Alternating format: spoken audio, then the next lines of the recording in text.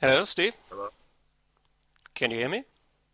Yeah, I this is weird. I don't know why the audio is coming in on my Bluetooth speaker in another room. I hear it fine, but it's strange. It's coming over there. Oh, Let me see okay. what I if I can solve that problem. That It's kind of like a. oh, I see. Okay, here we go. There we go. Solved. Go ahead. Okay, so now I'm on the correct speaker. Yes. Okay. Actually, it was much more impressive on the stereo system in the other room with surround sound. It was like being interviewed by um uh you know uh God. Now you're down to earth. Welcome to Talking Pictures. My name is Christian Genzel. I'm a filmmaker and film journalist from Salzburg, Austria. Talking Pictures is an interview series in which I talk to the people behind some of my favorite movies. From cult movie directors to character actors, from seasoned veterans to brilliant newcomers, from celebrated artists to filmmakers who haven't received the recognition they deserve, these folks have lots of fascinating stories to tell. As part of our series on video game adaptations, I spoke to Steven de Souza, writer and director of Street Fighter starring Jean-Claude Van Damme. After Super Mario Bros. And Double Dragon, Street Fighter was the third video game adaptation to be released in the 90s, and unlike its predecessors, it actually turned a healthy profit. In our interview, Steven talks about several of the problems that plagued the production of Street Fighter, like co-star Raul Julia's failing health, which meant that the shooting schedule needed to be rearranged, which in turn meant that there was not enough time to work on the choreography of several fight scenes. And he also talks about the impact of the negative reviews the movie received. Steven, who is probably the fastest talking screenwriter in Hollywood, also shares with us tons of funny, absurd and insightful stories on several of the other movies he's worked on, like Die Hard 1 and 2, Hudson Hawk, Ricochet, the Tomb Raider movies, and the Schwarzenegger film Commando. He explains why he considers himself to be a PhD candidate when it comes to the Flintstones, and how he was once offered to direct a film that was described as Die Hard in a building. For more on the video game movies of the 90s, please check out our other interviews here on Talking Pictures, including an interview with Rocky Morton, co-director of Super Mario Bros., an interview with Jim Yukich, director of Double Dragon, and with Kevin Droney, the screenwriter of Mortal Kombat and Wing Commander. If you speak German, there's also episode number 38 of our Lichtspielplatz podcast with in-depth discussions of all these movies. You can find us at talkingpicturespodcast.com. So here's Talking Pictures with Steven de Souza. Yeah, hi, how are you doing?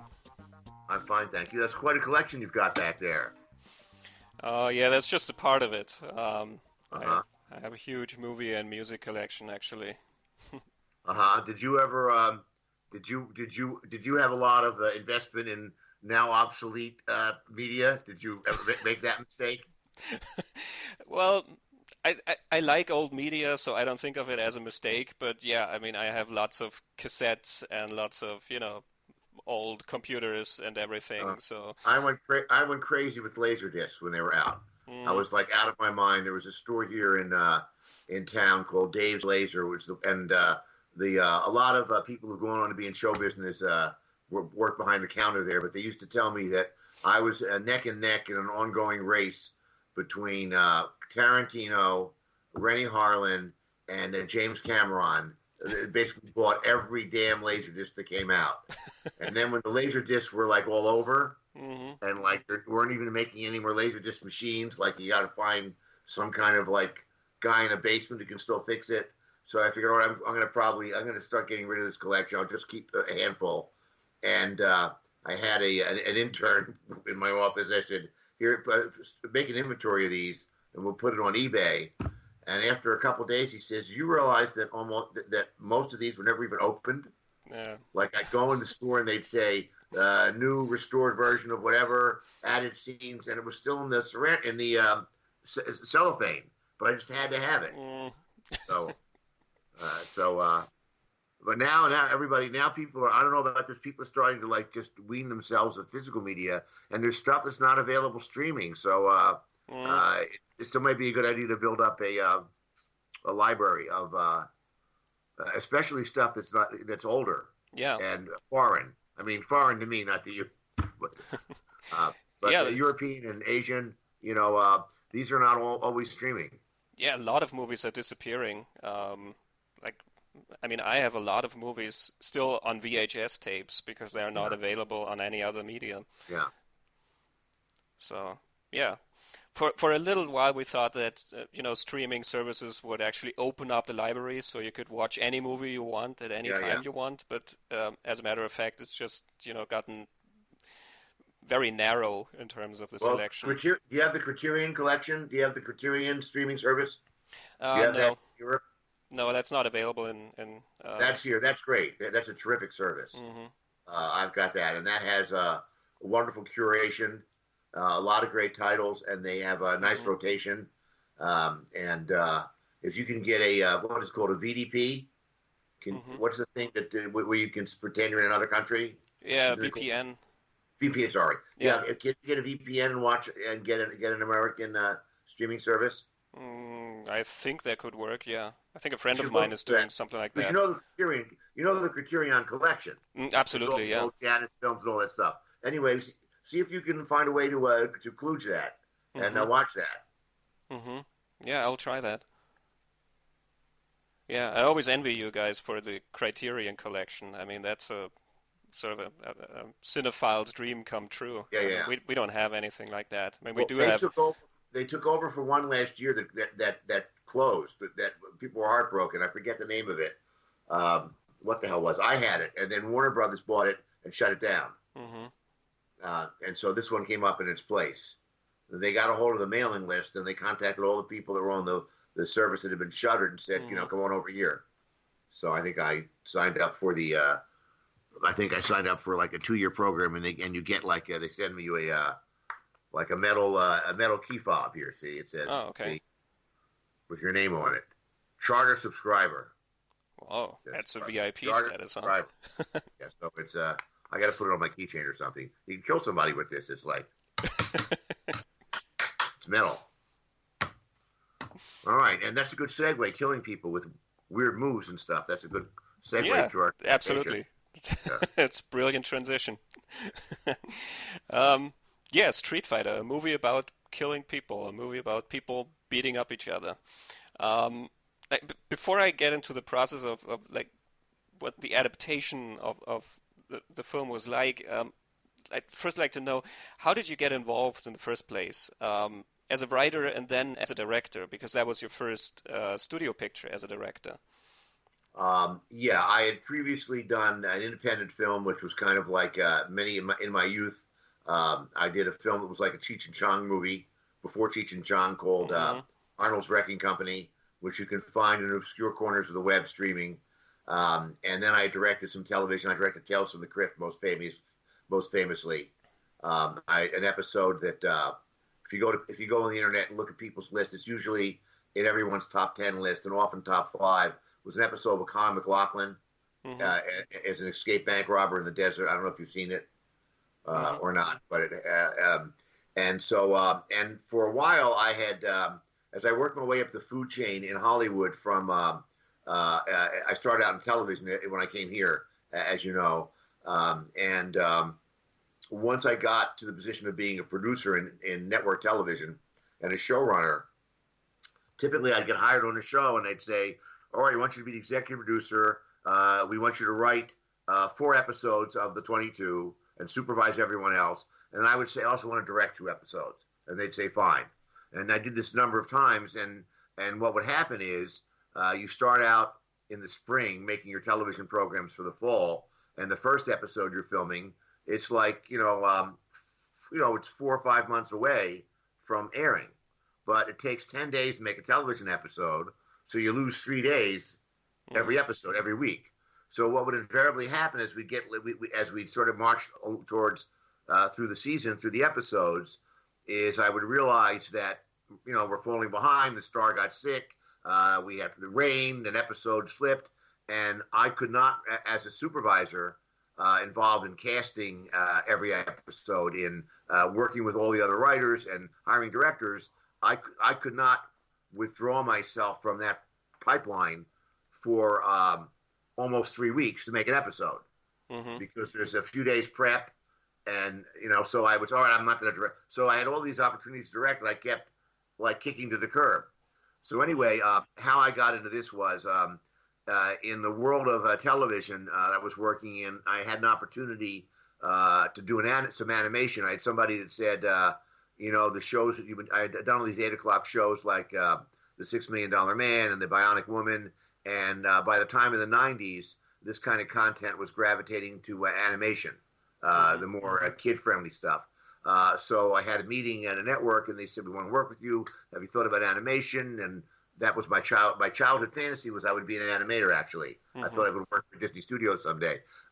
So I found this property which was called Cadillacs and Dinosaurs, which was a comic book that was an Eisner Award-winning comic book. You know what that is, and it had a very kind of retro look, and I liked it a lot.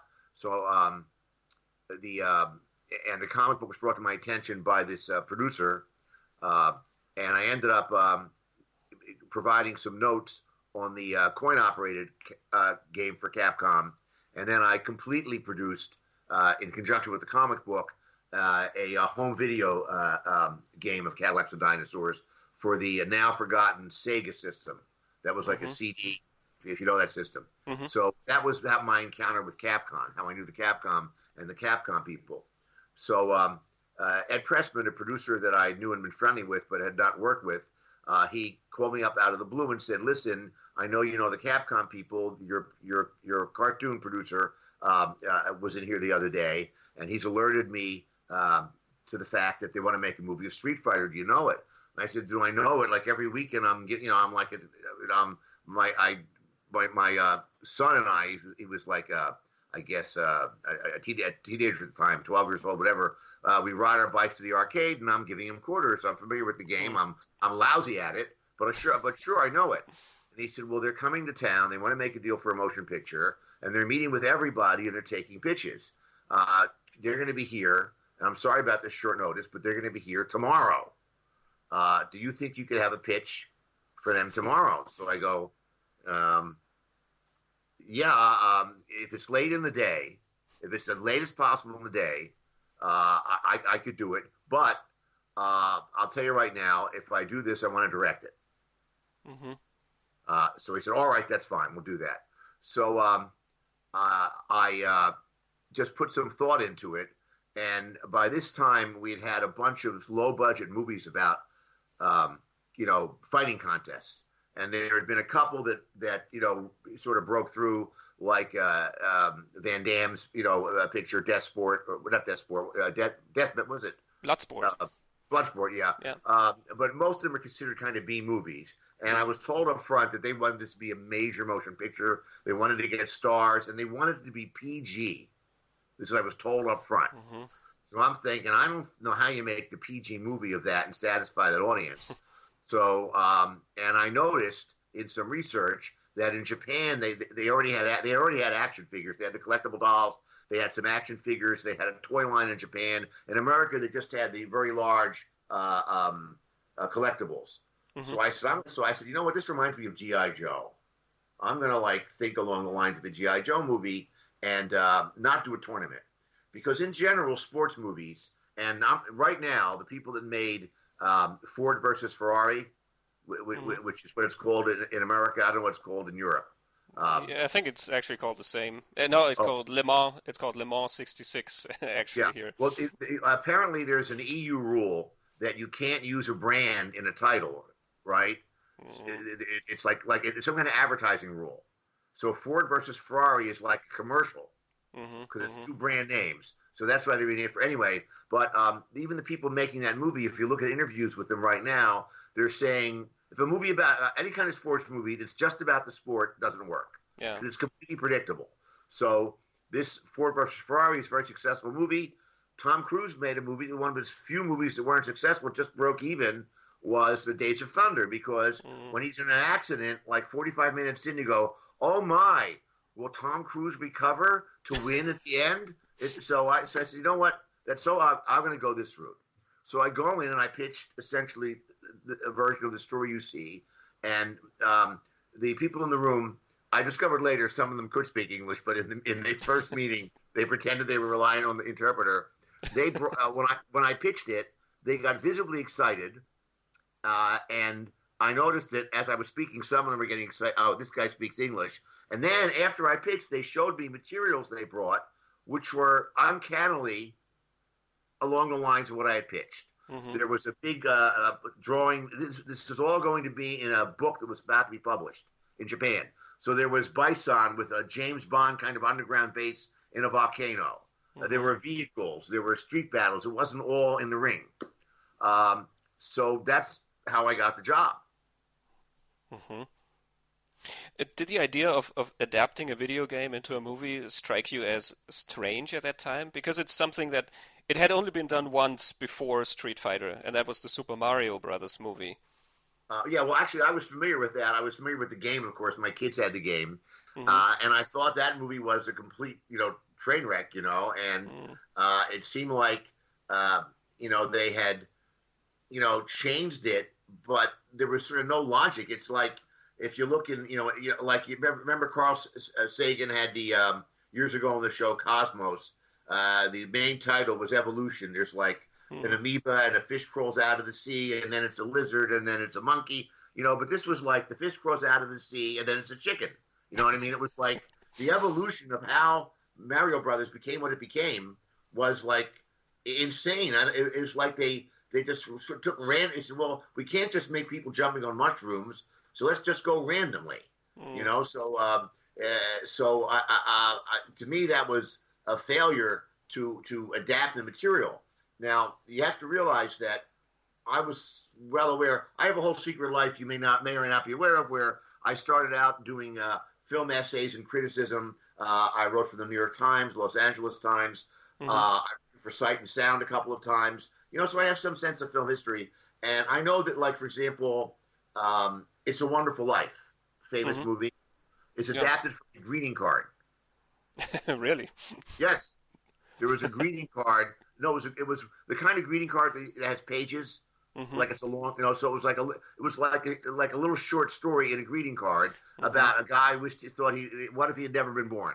And so Frank Capra got that greeting card and goes, wow, this could be a movie. There's been movies many times made from songs. There's one right now that failed, Last Christmas, but it's totally inspired by the song Last Christmas. So, Broadway shows short stories. Short stories have a tremendous history of becoming. So it seems to me that, I had no prejudice or fear that this could not be adapted. I was confident. And also I had done many adaptations already. So, for example, I had done The Running Man, which is an adaptation of a novel. Die Hard was an adaptation of a novel. I had already done this Flintstone script. It was just it came out the following year. I had already written the script, and so in all of those cases, I looked at the source material and said, "How do I make this work?" So in the case of Die Hard, in the book, the guy's a retired cop, and his daughter's in the building, and you go, "Well, that doesn't work. You want to get a younger actor." And also, they're terrorists. It was the Beider-Minkoff gang, right? Which by the time the movie was made, the book had been written in the 70s. That's like forgotten, unknown in America. And so after discussing that problem with the director, I said, let's make them thieves. It's more fun. And in the book, just like the original River Kwai, in the book, the building doesn't blow up, but in the movie, it has to. And most importantly, in the book, the villains are, it takes all night because the villains are searching every floor of the building for the evidence. They actually have a legitimate political complaint. There's a moment early in the movie where Rickman says, there's a big model, the models I have loved to make when I was a child. And later on, Fikagi, is this about that project in Indonesia?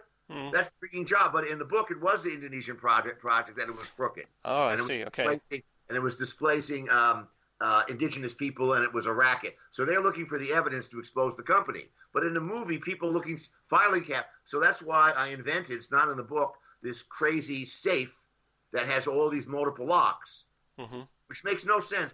No one has ever come up to me and said, I didn't believe that's safe.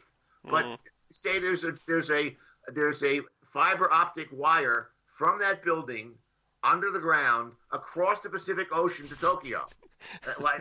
Nobody ever said, where did you get that from? They're running. You it's what works for the material on the Running Man in the book, which takes place in the year 2019, which is pretty crazy. Although no, the book was a little later. The movie's 2019. In the book, there's such a worldwide depression that the hero can't get work. Now you cast Arnold Schwarzenegger. You say, I think this guy could get work in a depression. Maybe selling pianos door to door, delivering pianos. So this is how it became. So he was so desperate for money, he went on the game show to get money, but it became the Roman arena. So it wasn't that I didn't want to do it. I just said, how do you make this work for that character? For the Flintstones, I watched every episode of that thing on tape. What did Barney do for a living? If you know the Flintstones in the cartoon, I think he has. I don't know what the word is. He sells rocks. No. Fred worked at the quarry. Okay. Fred was in construction. He worked at the quarry. Yeah. Barney was an inventor. Oh, okay. That was the running in the show, but his inventions always failed. Right. Nobody knows that after it was on the one network for a few years, it went to another network, and then it went to Saturday morning. And when it went to the other network, Fred and Barney were rent-a-cops. And then there was an episode where the kids were teenagers. So I was the PhD of the Flintstones. And so I noticed that typically, if you put them all together, that the common themes were Fred would have a get-rich-quick idea. Barney would make it work. Fred would take all the credit, right, and screw it up. Fred was frequently involved in some kind of scam by con artists or a criminal who looked like him and he was mistaken for a criminal. There were many episodes where a mistaken identity, almost like Hitchcockian, like The Wrong Man with Henry Fonda. I sort of analyze, so that's how I came up with the plot for the Flintstones, to take these things that seem to be regular beats. So to me, adapting a video game and thinking anime was exactly the same process. Just a different platform coming into my platform of motion pictures. And as I said, I had just done this comic book of Cadillacs and Dinosaurs, and in the comic book, it was a two-way street with the artist. I said, as we started going, I said, you're making a mistake in your books. He was what? And I said, you keep introducing these wonderful villains and then killing them in the same issue. You need to keep some villains alive so the audience. I said, who's Batman's villain? So he goes, who's Superman's villains? Okay, who are your villains who are still alive? Silent. So then he resurrected some of his villains in the subsequent issues.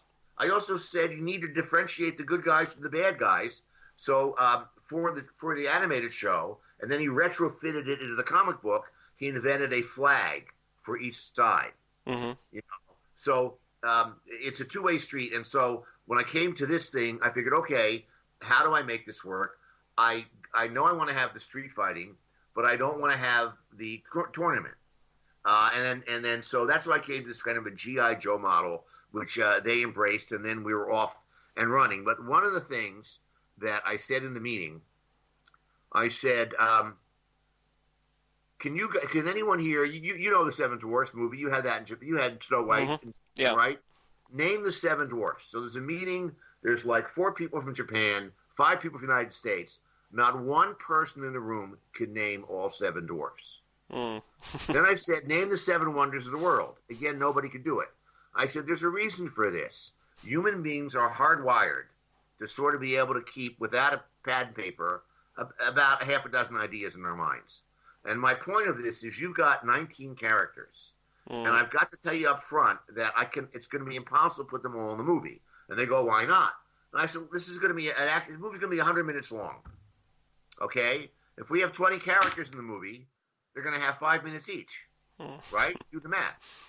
So I think, and if you look at movies, The Magnificent Seven Samurai, it wasn't the 20 samurai guys. You're right, whatever you want. So I'm going to work with a smaller group. So what happened is I wrote the script. They kept pressing me to add more and more and more, and I held my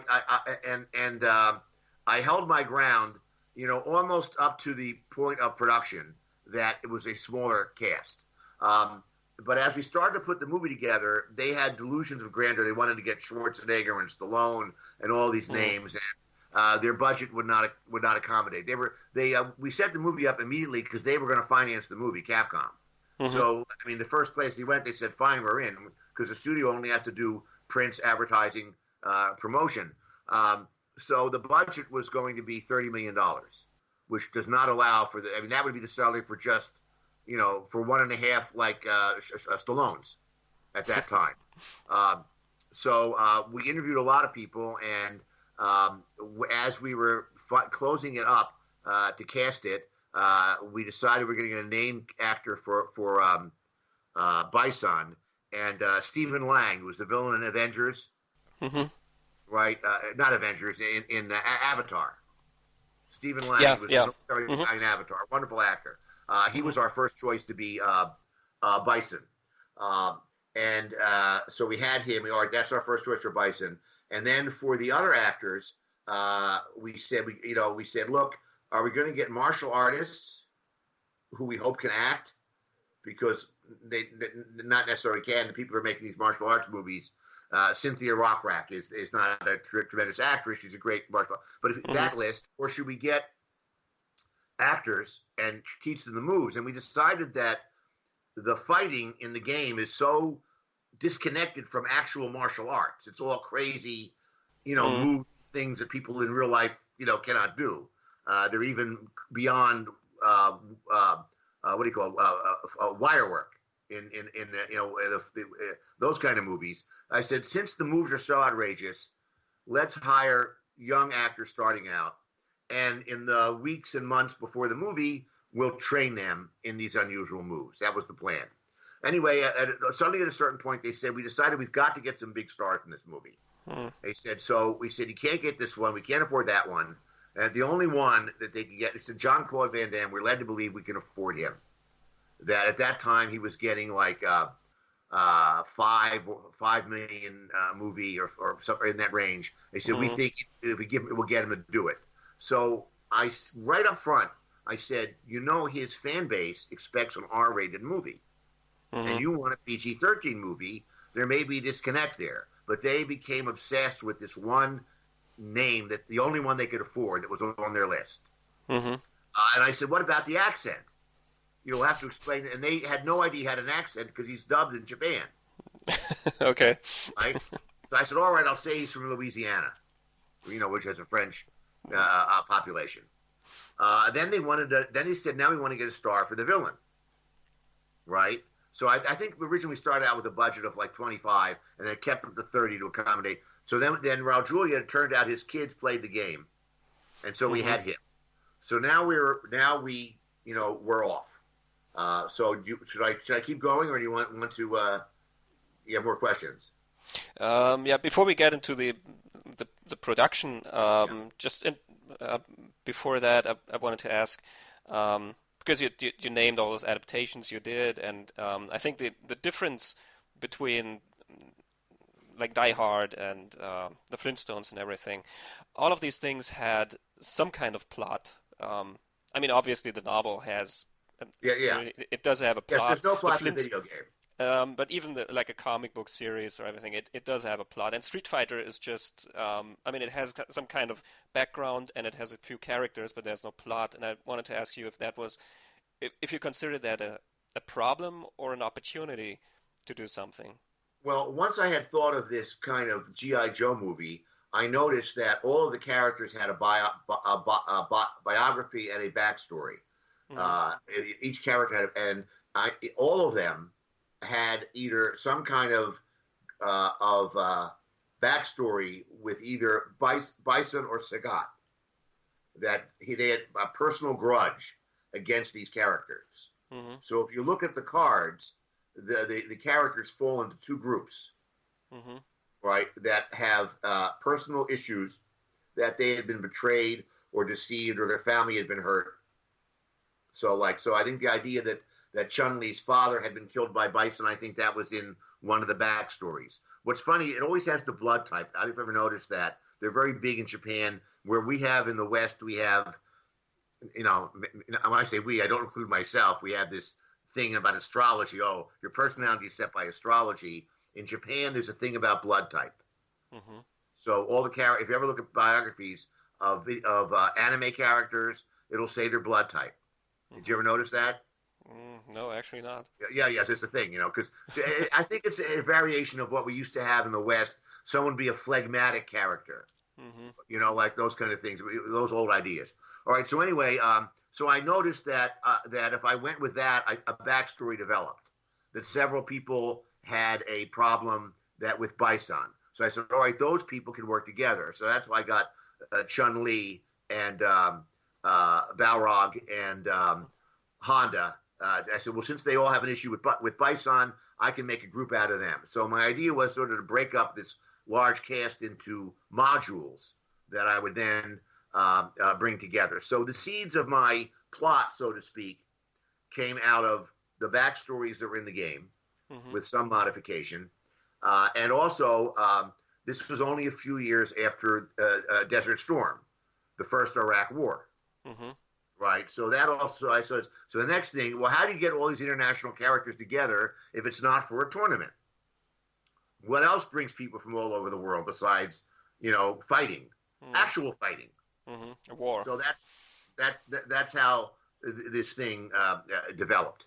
In the main titles of the movie, we have a newscast, and there's footage we use from Desert Storm. And also, that was a way to set the movie up. In the main titles, I have a news broadcast that brings the audience up to the logic of how the movie starts, which was very effective. And at that point, you don't have to be familiar with the game to understand what's going on there. Anyway, but the brilliant plan that we had was that we would shoot all of the dialogue scenes. The idea of the movie was, they looked at the schedule and I said, okay, now you have to remember by this point, I had produced probably 100 hours of network television, if you add up all my work in television. That means 100 times I had to look at the budget and look at the schedule and say, no, we can't do that. We can't do a rain scene. The rain scene has to be indoors because we can't afford on our TV budget to make the street rain, but I can put rain on the windows. These kind of decisions. I was very familiar with that. And when I would produce a television series like Knight Rider, okay? So Knight Rider, I was totally responsible making 22 episodes as an executive producer, and I had like $30 million to work with. So people were saying to me, they're giving you $30 million, you can handle it? And I go, yeah, I know how to, do a schedule and a budget and stuff like that. So when I wrote the script, I was conscious in my mind of what was feasible. So in my mind, I wrote a script. It was going to be 6 or 7 weeks at the studio in Australia and 3 weeks on location in Thailand. That was the plan. Anyway, after I turned the script in, what I left out here is when they got Raul Julia, which I was very excited about, they said, we want you to add more characters. It was like a trade-off. So it went from 7 to 10 to 11. It kept creeping up, with the cast getting larger. Literally, we started the movie. They made me add this Captain Sawada, which was instead of, they had a character in the book, and they had recently added a character to the game that was a copy of Bruce Lee. And I said, we're not doing that. We're not putting in this Bruce Lee ripoff in the movie. I'm not doing that. So then they said, okay, change him to Captain Sawada. So that was literally the movie started. And they wanted him to play Ryu.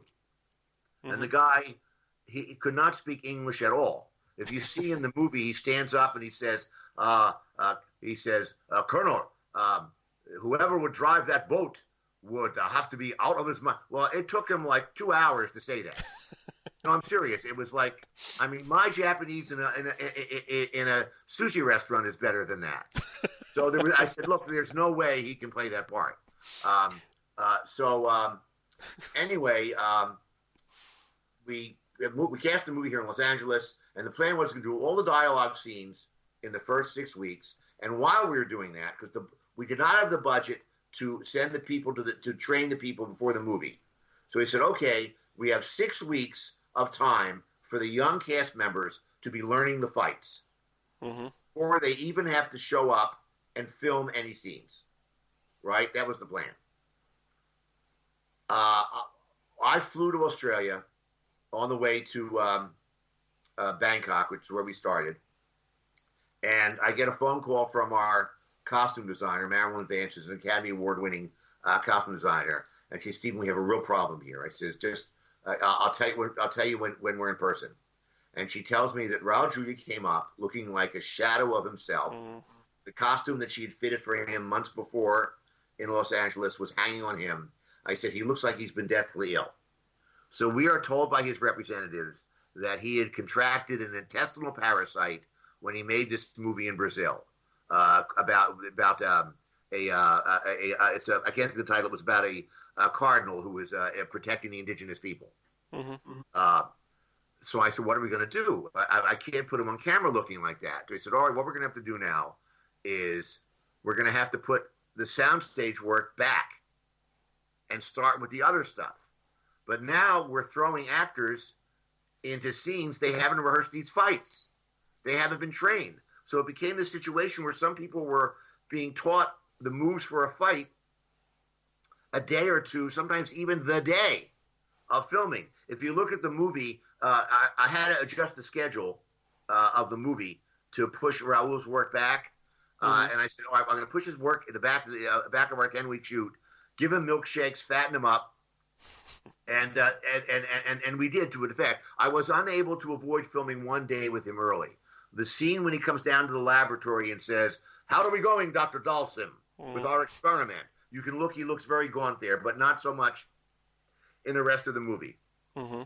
So as we're filming, I'm going, these fights are like a little bit shaky. I'm going to have to cover it with more camera. So I was getting nervous about that. But a bigger problem became, to my astonishment, they give me the schedule for the movie, and the schedule for the movie is 7 weeks in Thailand and 3 weeks and there's all these scenes that I wrote expecting them to be on a soundstage in Australia, and they're all in Thailand. And the only thing that was at that time, principally the only thing that was scheduled for Australia was that kind of James Bond set, Bison's entire complex.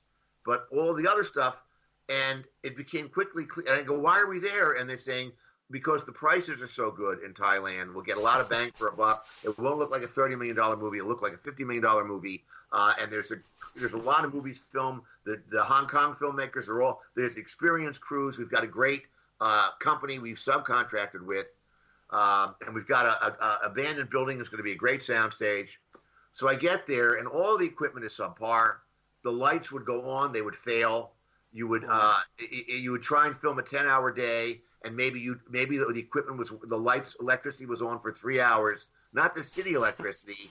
I mean our generators. There's a wonderful building that was a big location for us, which is the headquarters of the Allied Nations, which was a Coast Guard station that had been abandoned because they built a new one, and they said your set is going to be the hangar for the Coast Guard boats, and we're going to close off the doors to the outside, right? And it'll be perfect. So it turns out that you can still hear the waves under the wooden floor they put in, sloshing around on the river. The ceiling was tin. It's the rainy season, so the rain on the roof is like this, and there were holes in all the walls. So, like an example of a scene. So we filmed stuff, and we knew we were gonna have to throw it away. So you know the scene where he does the briefing on how we're gonna attack Bison's fortress, and there's a projection of the stealth boat behind him. It's a pretty dark room. We filmed that first in Thailand, and in a typical John Woo movie where there's the bullet holes in the walls and the birds are flying around. Right? So we literally had sunlight coming in, even though it was raining, light coming in these holes in the wall, and birds that got in. They were not for the movie, flying around, and we had to throw away all the footage. So after 3 weeks in Thailand, we were 2 weeks behind schedule. So then, and I've been saying all along, it's not going to work. And people are saying to me, oh, Steve, you've never been responsible for $30 million, never had a schedule like this. And I said, what are you talking about? They had 22 episodes of a television show. That's like 10 times this shooting schedule. That's 20. I'm telling. Before we got on the airplane, I'm saying this is recipe for disaster. The strangest thing of all was the very first day on the set in Thailand. They have a thing in Asia they do. I did a movie in Hong Kong with Choi Hark to do the same thing. They bring out a pig. Yeah. They sacrifice. They sacrifice a pig, right? And they do a little Buddhist ceremony. Okay. So we're just finishing that ceremony when all of a sudden a guy bursts through the ring of people, throws himself at my feet, and says, "Oh, sir, doctor, professor, Mr. De Souza, you must know very bad people here. You have criminals here. They are cheating you. They are threatening me." And then he gets dragged away, and I go, What just happened? What was that? Oh, it's some guy. It's some guy. He's got a problem with his brother-in-law. Ignore that. And then there was a note under my door, and in sort of mangled English. It's very crooked people stealing your money and making us give kickbacks. And I go, what the, So I should give it to the producer. And this is before we had cell phone cameras, because I was so sort of shocked to have this under my door. I called the producer. Oh, I'll take that. The local producer there. I wish I had taken a photograph of it. So anyway, I think this contributed to what was going on. I think there was some graft. So anyway, the producer, our American producer, apparently was having heart palpitations, and said, "Oh, I got to go see my doctor in the States." And we brought in Tim Zinnemann, a very experienced producer, son of Fred Zinnemann, the great filmmaker. And I had worked with him on The Running Man. I knew him. So he came in and he said, "Didn't anybody notice this guy?" I go, "Yeah, I noticed." So we sort of reinvented the schedule. We went to Australia early, and that was the good news. The bad news was that the studio had a hard release date. So we lost 2 weeks. We weren't going to get them back. So you had a 10-week shoot, and now you have 7 weeks left.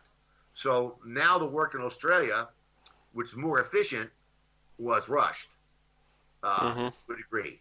And finally, as we're cutting the movie we're going, and a decision was made early on. So we're looking, and one of the things that bother me is, as the fights are going on, I'm saying, where are these moves? So it turned out that our fight coordinator, that our stunt coordinator, who I'd worked with on many movies before, he, never got the memo, or he resisted the idea. His trademark was always very realistic fighting. You look at the fighting in Die Hard, the big fight at the end of the movie. It's kind of very real street fighting. I mean, Bruce is like a kind of a street fighter, and Godunov is kind of more elegant and trained. But it's kind of like a dirty, gritty fight. And this is what he specialized in. And he just seemed unwilling or unfamiliar or unable to do this more fantastic stylized fighting. So we're looking for these fights, and we're not seeing any of these moves from the video game. It's just generic fighting.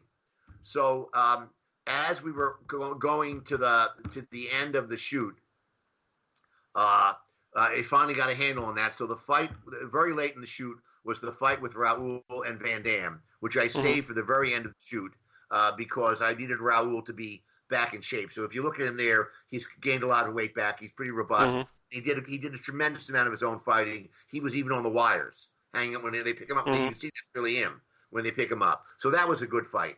But there were other examples that happened. For example, again, people an American, an American studio picture would not have made the mistake. But and when we're shooting in Thailand, John Claude said, "Listen, they're opening Planet Hollywood in Hong Kong. I want to go there for the opening."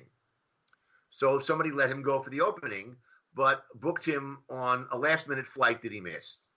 So now we're filming Monday morning, and we don't have him. So I go, what am I going to shoot instead? So because Van Damme was not there to shoot the scene he was in, I had to shoot the scene where Ken and Ryu break Honda and Balrog out of their cell. But there was supposed to be a substantial fight there, but no one had rehearsed it. So instead, there's just a funny joke where the prison guard turns the corner and two fists hit him. That was all I could think of pulling out of my ass. So there was example of this where we, it's a fighting game. Where's the fighting?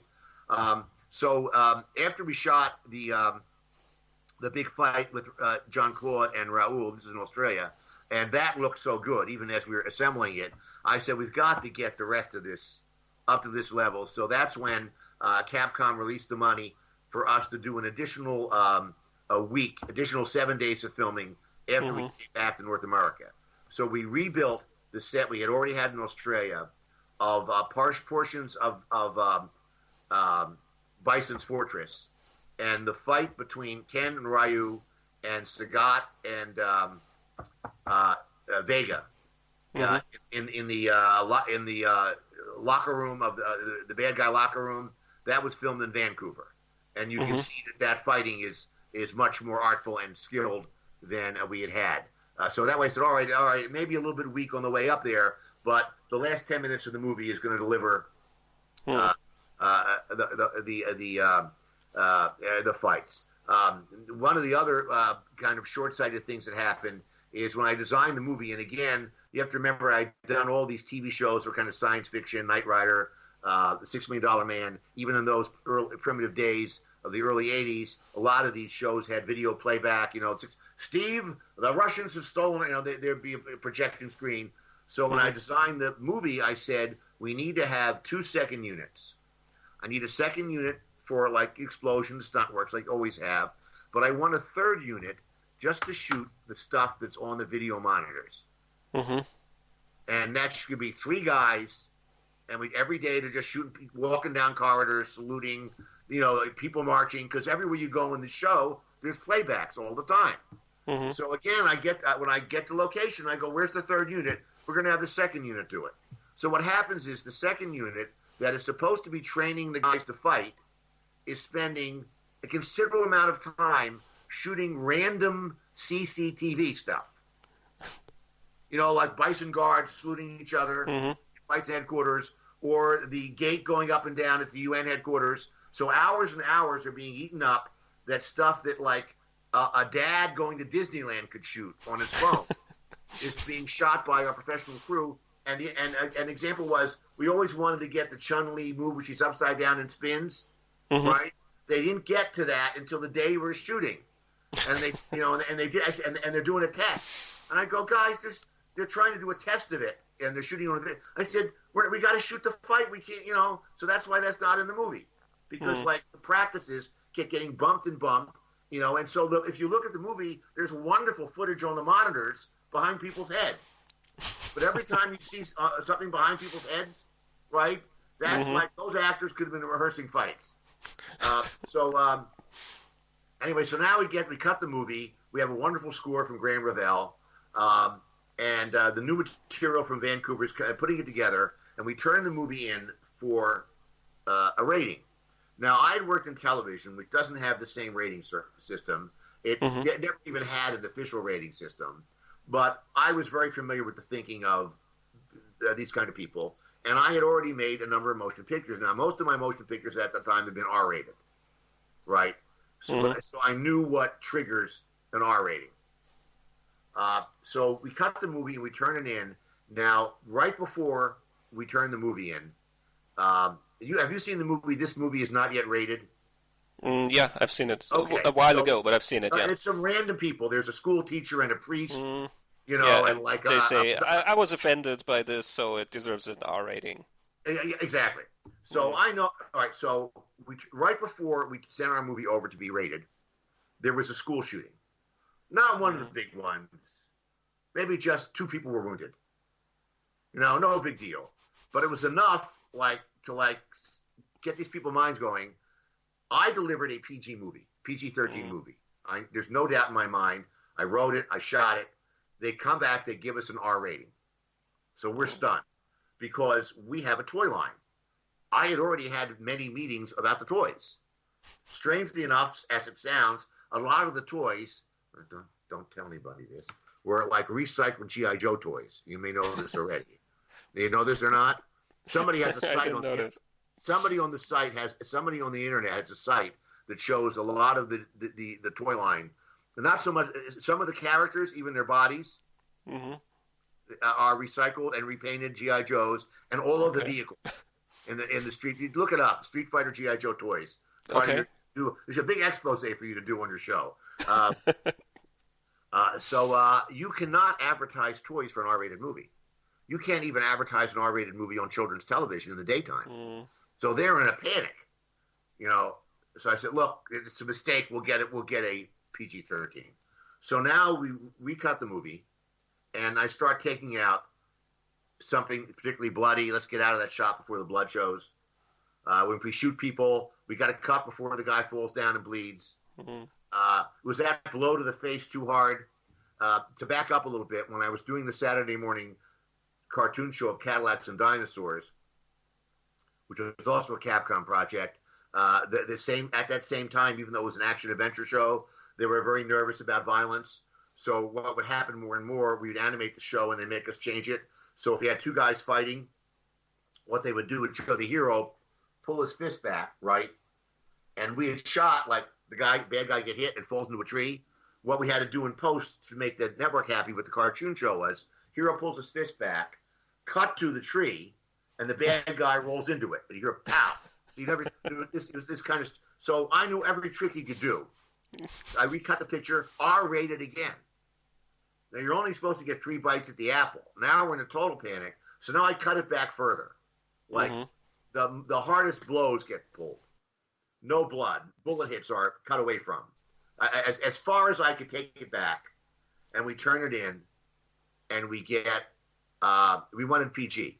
We get we wanted a PG-13.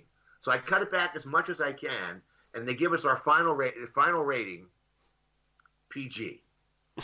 Okay, now we're fucked because no teenager is going to see a movie that's appropriate for the little brother or sister. We wanted PG-13. Now we got PG, which is like also bad.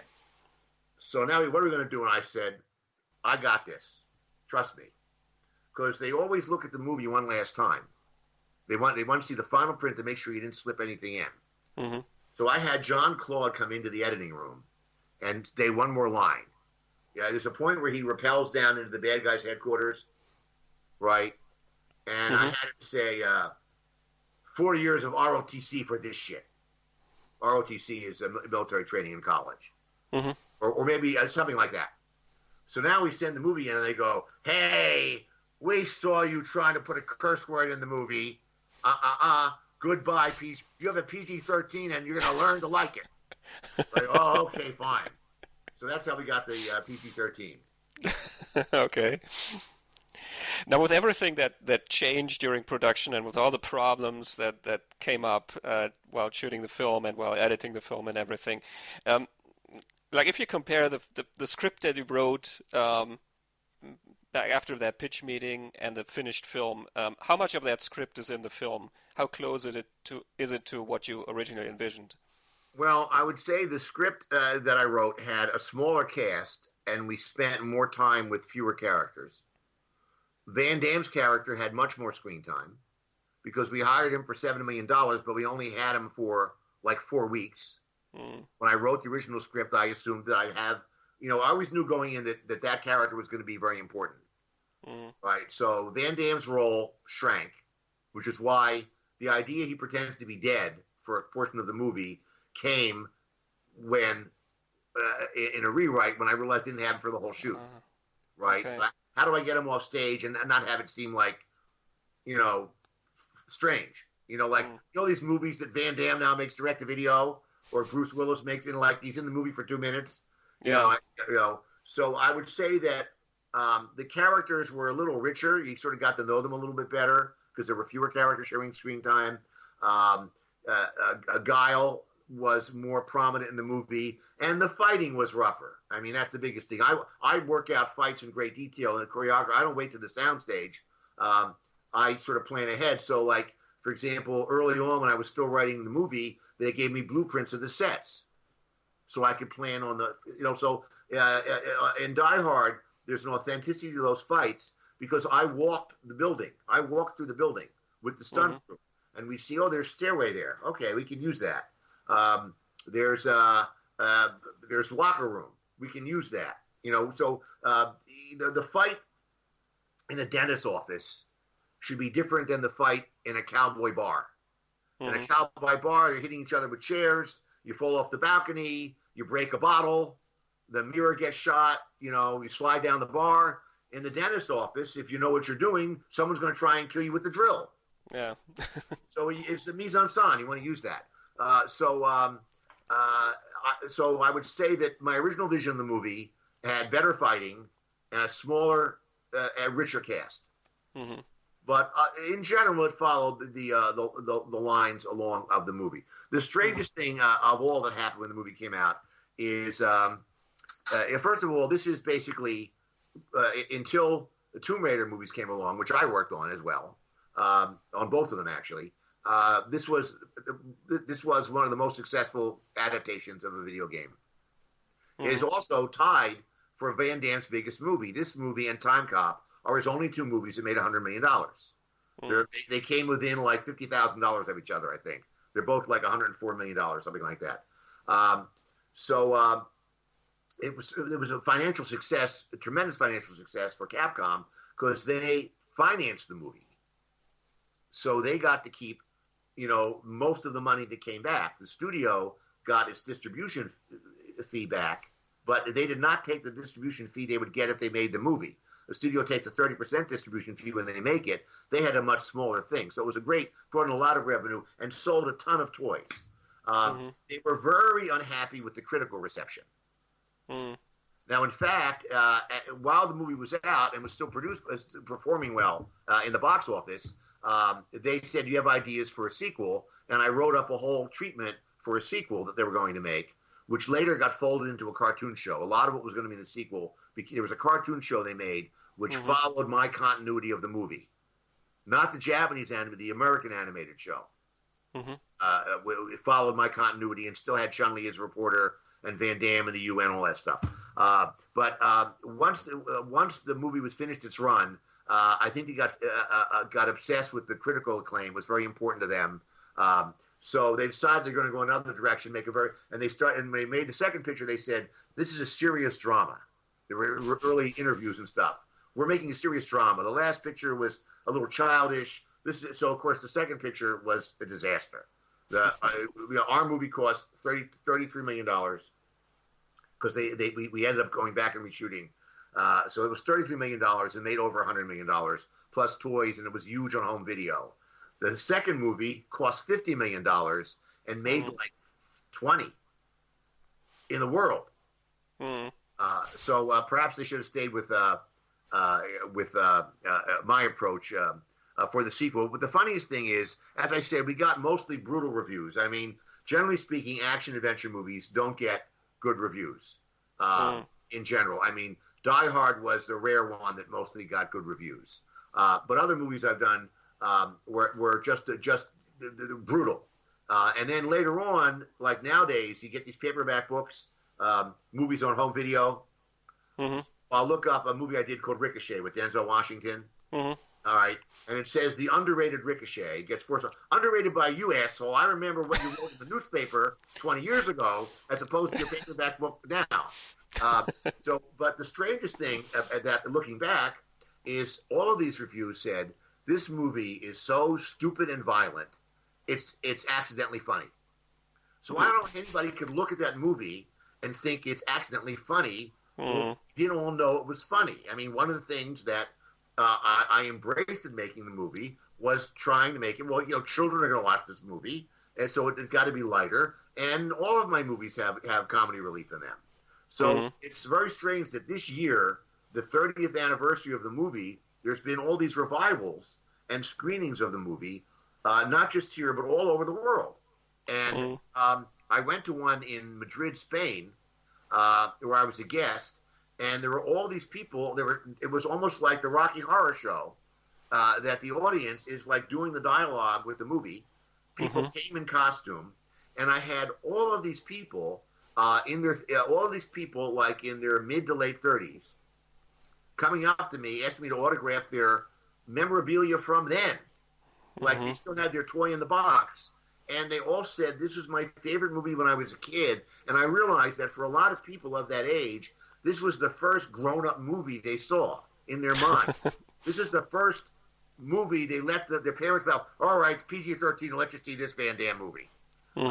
So it was funny now to see, late in the game, And again, the revisionist approach. This is a great comedy. And now, again, on the 30th anniversary, there were all these things on the internet. Why Street Fighter is a great movie, right?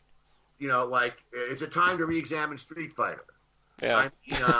My wife accused me of being a little bit earlier in the year. She noticed I'm printing these things up. She says, "We're getting a little Miss Haversham here, aren't we?" You know, Miss Haversham in Great Expectations. She got sued her wedding day, and she wears her wedding dress all the time, and she sits in the room and the cake is moldy. So I said, no, but I couldn't help but notice this, you know, that it was getting all this love 30 years later. Yeah, I think it's easier for people nowadays to see what you've been trying to do and to appreciate it more, I think. I never understood why the film was so brutally reviewed. I don't know. I mean, it's not a perfect movie. It has its flaws, but I always try to see what the film has to offer instead of trying to find out where it fails. Well, I think, excuse me, I think part of that was a perception, and it had already happened when Mario Brothers came out. Roger Ebert wrote a review saying you can't make a movie out of a video game. Video games are not art. Yeah. And that was a very significant article he wrote. It was an essay he published. It was not one of his reviews. It was like about a week or two after the movie came out, he wrote that. So I think that was in the minds of how low has the movie business come that we're taking these mindless video games, that, you know, and making them into movies. So I think they had their knives out, and different things can trigger that. I'll give you another example. Have you seen the movie I did called Ricochet? I've seen it. All right. Okay. It was a while ago, but I've seen it, yeah. All right. So this was 1991. So we shoot this movie, and I've always been, because I sort of worked my way up the food chain, and by the time I got into movies as a screenwriter, I had already been a television producer. So I had worked closely with executives at the studios, and many of the executives I worked in television were now studio executives. So I'm involved much more than most writers. I'm involved in pre-production. I'm involved in the meetings for what the poster should be, and I'm often welcome in the editing suite. In fact, I have, not unlike the comic book characters, in addition to my mild-mannered screenwriter identity, I have a secret identity. I was known as a movie doctor, a script doctor, but I've been a movie doctor. I've actually been hired by studios to save movies I had nothing to do with after they've been shot. They had a disastrous test screening. Oh my God! Nowadays, it's always like on social media, they're doing reshoots of the Avengers. What does that mean? You know. So back when I'm talking about doing this stuff, like 15 years ago and stuff, on a number of big movies, it never made the headlines. So in this particular case, we finished the movie Ricochet. I ended up being involved in the editing of the movie, and now we have a meeting about the promotion. And they come into Joel Silver's office from the distribution advertising, and okay, Joel, we're thinking that we should have the press junket for this, because you have two stars who are award-winning actors who were started out as stage actors in New York. We should do the press junket in New York, where all the critics know them from their state Broadway work. It'll be much better than doing the junket in L.A. And Joel says, no press junket. And they go, what? He says, those bastards, they pissed all over Hudson Hawk. Not one person gave Hudson Hawk. And I said, Joel, Hudson Hawk deserved to be pissed on. We knew when we were making the movie that it was spiraling out of control. We knew it. I mean, that's another story to be told. But actually, the actor who plays the villain in Hudson Hawk wrote a book. If you want to know what happened on the Hudson Hawk, get his book. Richard Grant, you mean? Richard Grant, yes. So he has a whole chapter. You don't need me to tell you. He tells it better. I said, it deserved it. He says, that doesn't matter. I'm not buying those guys one drink, giving them one canapé. So now they're in a pit. They say, Joel, if you open a movie with 2 Academy Award actors and you don't show it to the press, they're all going to have their knives out. The first sentence of every review is going to be, in the room she said, the first sentence every review is going to be, when a movie with stars of this caliber opens without a press screening, you know it's a turkey. It's quality, they can tell. Well, sure enough, that happened. I went on the primitive internet of 1991, and I looked at every major newspaper in America, every major newspaper in America had that a variation of that sentence and gave it like 1/2 of a star. The only one that didn't, well, coming back. So I'm miserable after the movie has these terrible reviews. I'm like soaking my wounds, say, well, I told you so to myself in the mirror, you know. And I get a phone call from Mark Canton, who's a big executive producer. He says, hey, congratulations on the movie. And I go, what movie? Like, he says, I saw the review in the LA Times. Listen, I have a project for you. So it turned out Kevin Thomas, who was a reviewer in Los Angeles, who loves genre, right? He gave it like 4 stars. And he said, why on earth Warner Brothers did not have press screenings for this fantastic picture with 2 great...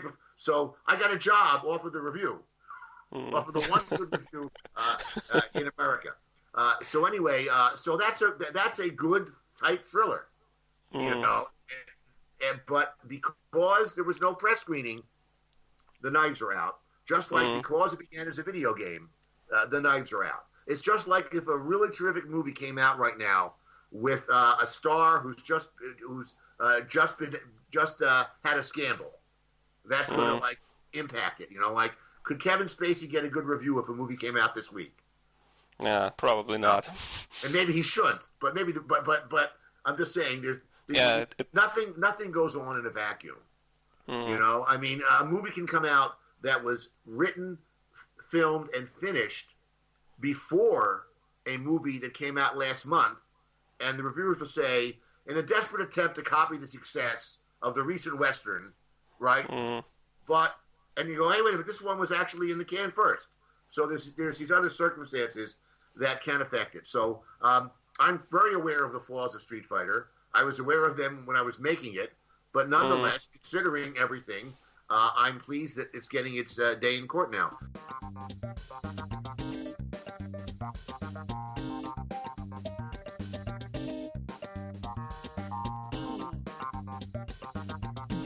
If you want to see a picture I directed where nothing went wrong, there's a film that I did that is also not very well known, but it did very well in Europe, called Possessed, which is the true story of The Exorcist. I don't know if you've seen it, but if you can catch up with my movie, you can get it. It's on, I think it's streaming in Europe right now, but it's also on, there were international DVDs and Blu-rays. In fact, it was so successful in France that they sent a film crew from France to interview me for the added value on their Blu-ray release, DVD release. So that's like that's a picture which had a much smaller budget, but it was like, you know, no language problems, no like gigantic cast. You know, it's a small cast. It's straight up drama. The payoff of that story is I get a phone call. This has got to be about 10 years ago, I guess. I get this phone call from this producer. It says, listen, I was watching cable television last night, and I saw this horror movie, and I go, well, this is great. And then I push the button, I go, you directed that. And I go, you had like, you directed Christopher Plummer and Piper Laurie, 2 Academy Award-winning actors. I was on the edge of my seat. Maybe you're a really good director, but you shouldn't be doing a serious drama. You should be doing action movies. I've got a picture about to go. It's right up your alley. And you do the rewrite, you can direct it. So I go, well, what is it? He said, it's Die Hard in a building. This is because by this time now, like after 20 years, there's Die Hard in a boat. So the guy sends a script over. It's just a terrible, embarrassing copy of Die Hard. It's just horrible to not believe. So I would tell this story to people, and no one would believe me. They'd, oh, come on, right. So I happened to mention it to Bruce Willis one time when I saw him. So when the last Die Hard movie came out, there was an interview with him, how Die Hard had become a thing, and he said, let me tell you a funny story. This producer called Steve Souza. So now that Bruce Willis has told my story, now people believe it. I actually made that joke in a review once of a Die Hard knockoff, just a video release. I think it was called Skyscraper, and I started the review. Is that the one with the model? Not the one with Anna Nicole Smith. Yeah. She was terrible movie. she was stoned out of her mind on that movie. She was on Yeah, Quaaludes. I've seen the B-roll, and it's Oh yeah, it's yeah, actually yeah. tragic. The It's outtake. tragic. Yeah, And yeah. I started the review just joking, saying, "Well, this is like Die Hard 2 just in a building." So, Well, we were well aware that Die Hard was like a disaster movie. So mhm, that's why the second we our plan once the movie opened, we were talking about doing the sequel like literally the Monday after the movie opened. So the first thing we said was, all right, if this was the Towering Inferno, the sequel should be Airport or the Poseidon Adventure. So we did mhm, Airport, and we literally had a plan to do on a boat for the third picture. But then Under Siege came out, and mhm, we said, well, that can't be the third picture. We can't do the boat anymore. mhm. Yeah, I think every location basically where you can Yeah, yeah. do a Die Hard variation has been used by now. But yeah, sometimes I when I talk to people, I kind of get strange looks when I tell them that I actually like Die Hard 2 even better than the first one. You know I who else? like You know who else did? Roger Ebert. Roger Ebert liked it better. really. Yeah, Roger. If you look it up, Oh yeah. Roger Ebert's Okay. review of Die Hard 2, he talks how it's superior to the first movie. He what he didn't like in the first movie was how stupid the police captain was. Yeah. His performance was much more cartoony than what I wrote. He was Mhm. channeling. That movie. It had two of the. That movie had two of the. It had two of the go-to assholes in the '80s. You had And the William, what's his name? William Atherton, Yeah, who William plays Atherton. from Ghostbusters, Yeah. and the actor from the school movie, um, The Breakfast Club. So you had you, the Breakfast Club principal. He's the police. Oh yeah, yeah, yeah. So you Um, had twice the assholes in one movie. it's So Paul I Paul think something. Paul Gleason, a But wonderful yeah. actor, but I think Paul Gleason I think his performance got a little too cartoony. So Mhm. anyway, Paul Gleason was picked out particularly by Roger Ebert in his review of Die Hard, and he Mhm. said, unfortunately, the movie descends into the stupid plot where the authorities have to, where the authority figure played by Paul Gleason has to be an idiot, or the movie doesn't work. So, go figure. And there was another example was there was a guy here, a local on the air reporter, and somehow he got into his head. I was told that I don't know where he got the idea. It was not in anybody's mind that William Atherton was doing a parody of him. Mhm. And unlike William Atherton, who was tall and handsome, this newscaster was short and and schlubby. So it got amazing reviews, Die Hard, all around the country. This Mhm. local reporter said he went on the air and he said, "I'm giving this movie um, -1 on a scale of 1 to 10. I'm giving it -1."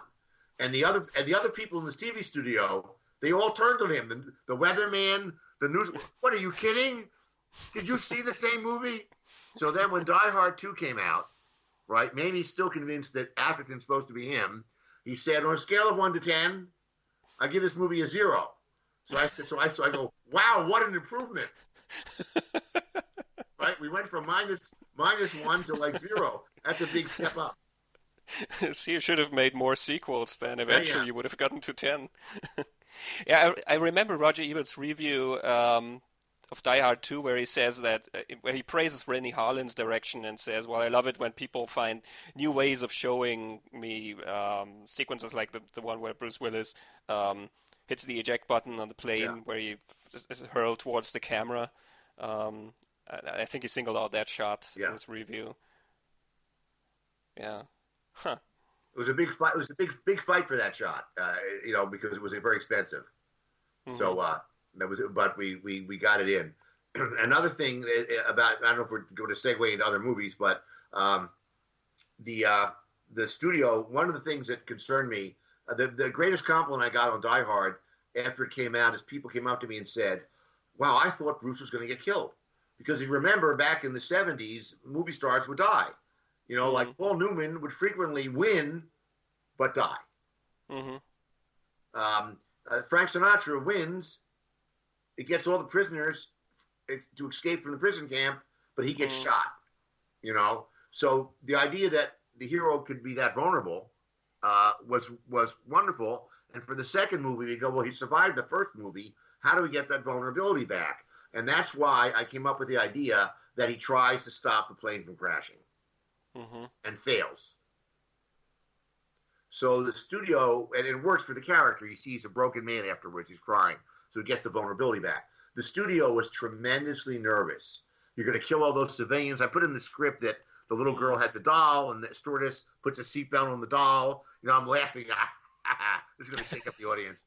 So the studio was so nervous that the audience would revolt, and hate the movie, that when we shot the special effects, which is big model planes, they made us shoot it twice. Once, we had all fake airlines. You know, like, so instead of like British Airways, it's called like Windsor Airways. You know, so instead of United, we had a UPS plane. It was painted the same colors, but it was WPS, World Parcel Service.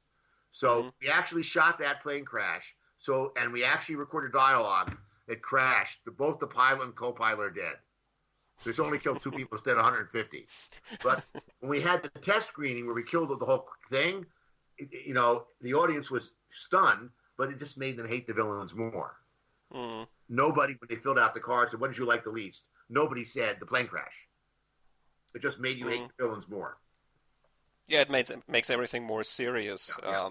And as you say, it gives Bruce Willis more vulnerability. I think the balance, especially in the Die Hard movies, is excellent, where you have the drama and the action and the comedy. That I wanted to ask you about this kind of balance, how you, when you approach a project, how you sort of try and figure out how much can you go into a comedy direction, and how much, like, how over the top can you get when it comes to the action sequences? Well, I always try and put as much humor into a script that is plausible, but the humor is never jokey humor. It is out of character. So if you look at the things that make people laugh in Die Hard, for example, one moment is when the FBI comes and someone comes up to Paul Gleason and says, the FBI is here. And he says, the FBI is here? And by this time, we know he's a jerk. And by this time, we like Al Powell. And Al Powell looks at him as he's fixing the clothes and says, would you like a breath mint? Right? So the audience laughs. But if you, the next day at work, no one says, wasn't that great when the guy said, you want a breath mint? Like that, it's not, it only works in the context of character. Or one of the tremendous laughs in the movie is after 7 minutes with virtually no dialogue, when they're trying to hunt Bruce Willis in the building down early on, and he's crawling in the air vents. If you look at it, 7 minutes, just hardly any lines. Just Han says, what are you doing? And he turns the radio off, and he says, no one kills him but me. There's virtually no dialogue. After that long suspenseful sequence, Bruce is in the tunnel, in the vent, and he lights a cigarette lighter and says, come out to the coast, we'll have a great time. You remember that line? Yeah. All right, the audience roars because it releases the tension. So that's the kind of humor that, you know, is in the movie, that I put in my movies. And I put it more, as much as possible. There was an issue on 48 Hours. Walter Hill did not like the movie being funny at all. At all. It just, if you look at Walter Hill's entire career, there is no other movie he made that is funny, including his attempt to do the sequel. Interestingly enough, I was not invited back for the sequel of 48 Hours. And the 48 Hours sequel is just the first movie all over again. It's exactly the same movie all over again, really. Even with the brother of the bad guy. But Joel Silver would be on the set, also on Commando. The director of Commando now says, I always viewed this as a comedy. He fought the comedy all the way through. Kept trying to take it out. I'm making this because he had come out of low-budget movies. This was a serious picture with a big star. And Joel Silver, to his credit, would say, shoot all the comedy, shoot as much comedy as you want. You can always take it out. When we show the movie to the audience, if it's not working, if they're groaning and not laughing, we can take it out. We can't put it back in. So that's always been my motto and the way I've approached things. I sometimes get the feeling that you're sort of commenting on the absurdity of the action. Yeah, there Like, is particularly in I've done that a couple times in Commando. Ray Dawn-Chon is a surrogate for the audience. I mean, she actually says things like, "These guys eat too much red meat," yeah, you know, yeah, this is too much testosterone. Yeah, She I was like, "Are says. you kidding?" She's like, she had these reaction shots, and a lot of the action is over the top. Like there's a point, and again, and I have these conversations like the stunt guys. Were in Commando, they what they would do is say, "We're going to show you the stunts we're working out," and I would go see, and I pulled Joel aside. I said, "You can't do that in the sequence." I said, "These poor guys at the shopping mall, they're like rent-a-cops. You Arnold cannot fight them the way he fights the real bad guys, and you can't do that. And so if you look at the way he fights those guys, it's much more comedic. There's even a moment where like 10 guys jump on him." And And he does like this. Yeah. Of course, it's preposterous, and you can do that with Schwarzenegger. Also, in a regular movie, when the bad guy tries to make a phone call, right? The hero pulls the wire out of the wall, or the villain pulls the wire out of the wall. But in Commando, Arnold doesn't pull the wire out of the wall; he picks the whole phone book up. The whole phone book up. Throws the guy around. So for 5 minutes. David Ayer, who's a friend of mine, they were developing a remake of Commando at Fox, and I'm going, the remake of Commando is a regular movie, unless you have Arnold Schwarzenegger. It's just the same as any other movie. The whole idea got abandoned later on because we don't have the actors we don't have those actors anymore. Now I think that Bruce Willis in Die Hard really opened at that time. You may have heard the story that. The movie was offered to everybody. It was offered to Stallone, to Schwarzenegger, to Richard Gere, to Jimmy Caan. It was written to Burt Reynolds, who had a long relationship with the producer.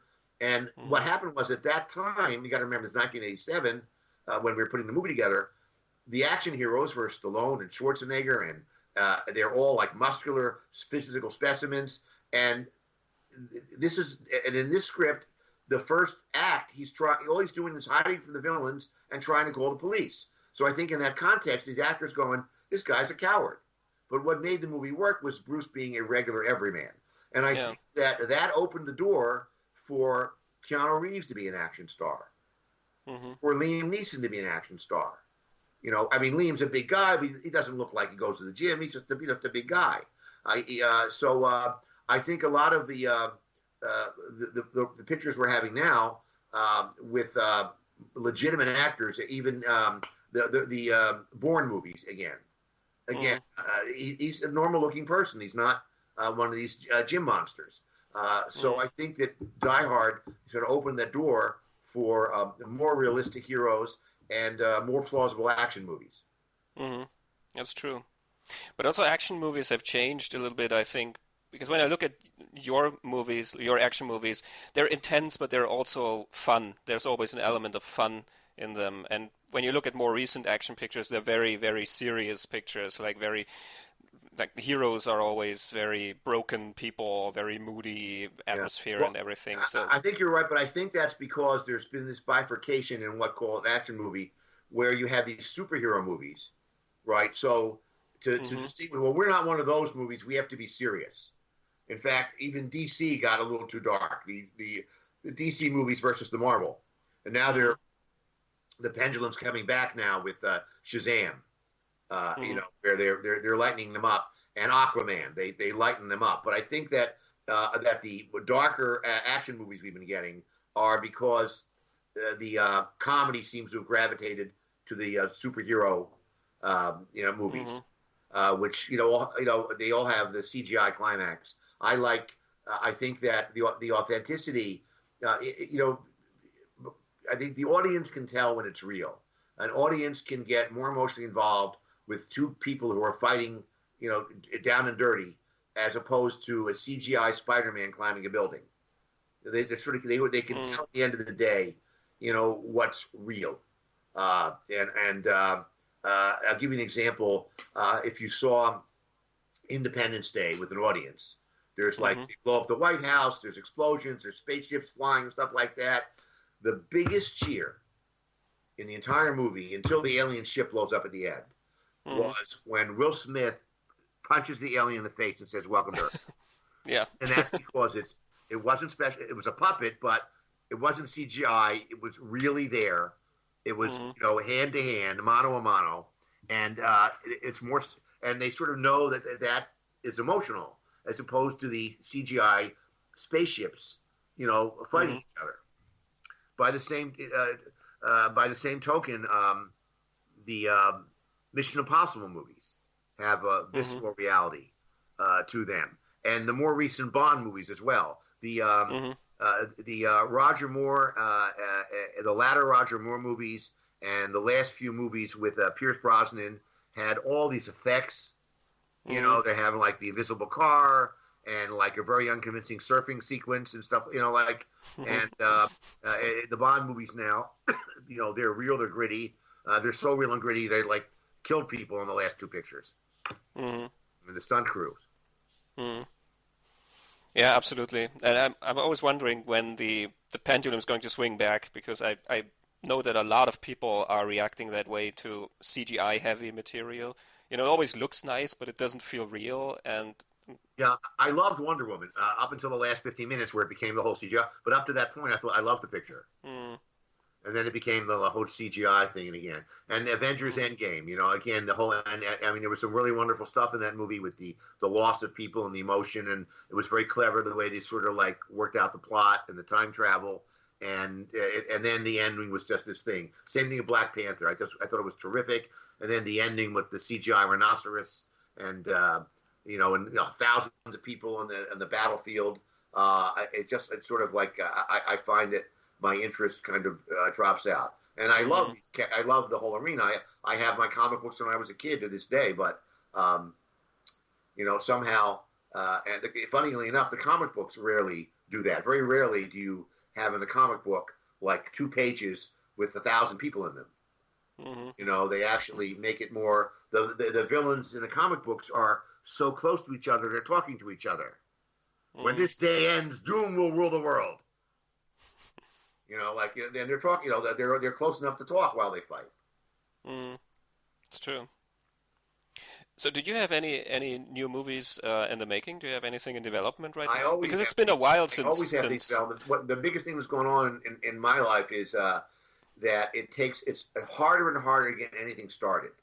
So, for example, Commando, Barry Diller, who was the head of Fox at the time, went to a cocktail party and met Arnold Schwarzenegger.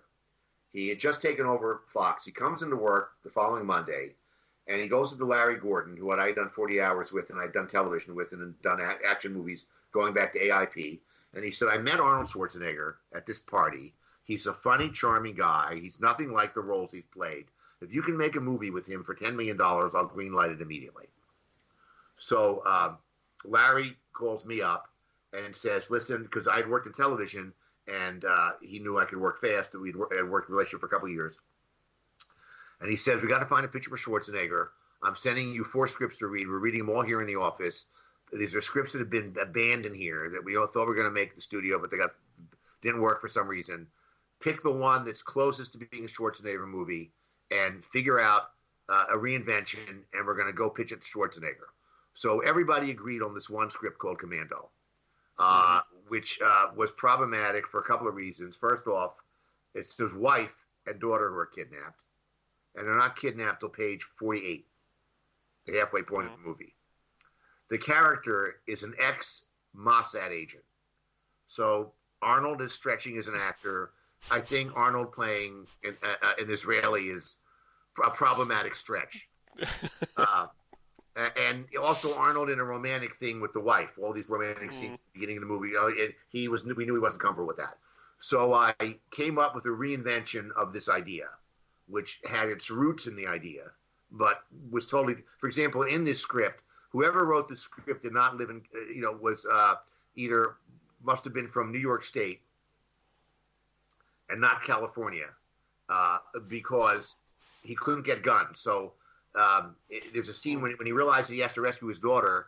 The character in the original Commando script goes into the supermarket and does what Reese does in Terminator, gets all the supermarket ingredients to make homemade weapons.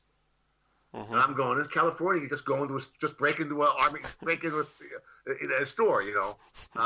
So anyway, I go into the studio and I say, here's what I've got. And I tell, all right, you're going to see Arnold today. What, right now? Yes. But I haven't even put this down. I got 3x5 car. You can do it, Steve, because in television you do this, you know, every 10 days you do this. So I'm driving across town with Joel Silver, the producer, and I'm still in my head. We go over there. I tell Arnold the story, and at one point I say, and then you say, "You're a nice guy, Sully. That's why I'm going to kill you last." And he goes, I go, I do all the greats, Arnold. I do Cary Grant for you. All right. So he said, I like this picture. I'm not a robot from the future, like caveman from the past. I'm a man from now. I'm having a family and I'm wearing clothes. I do this picture. So now we get in the car, and this is like 1985. So there's the car phone is really like a radio telephone, and the only way you make a call is it's the same service for the marine operator. So you turn the phone on, and they say, San Pedro Marine Operator, are you sinking? I says, no, we're in a car. We're not in a boat. Can you patch me through to this number? So I call back and said, Arnold's in. We'll be ready for you. So I go, what does that mean? Go back to Larry Gordon's office. He has the head of physical production there and a stenographer. And he says, tell us what you told Arnold, but break it down for production. And this is what we would do in television. So I say, okay, the opening scene is several mysterious murders. Could be real world, could be backlot, could be practical. 4 pages. Now we have title sequence, maybe 3 pages. Arnold and his daughter, you know, at the petting zoo, ice cream parlor, probably practical. All right. General Kirby comes. It's same location, practical location, helicopter, stunts, car crash. They warn him, chase, blah, blah, blah, you know. So I do the whole thing. So when I tell the same story I told Arnold, but with some technical beats, Larry says to the stenographer, how many pages is that? She goes, 105 pages. Because I said this is probably 2 pages, right? He says, fine. He says, he says, get that typed up.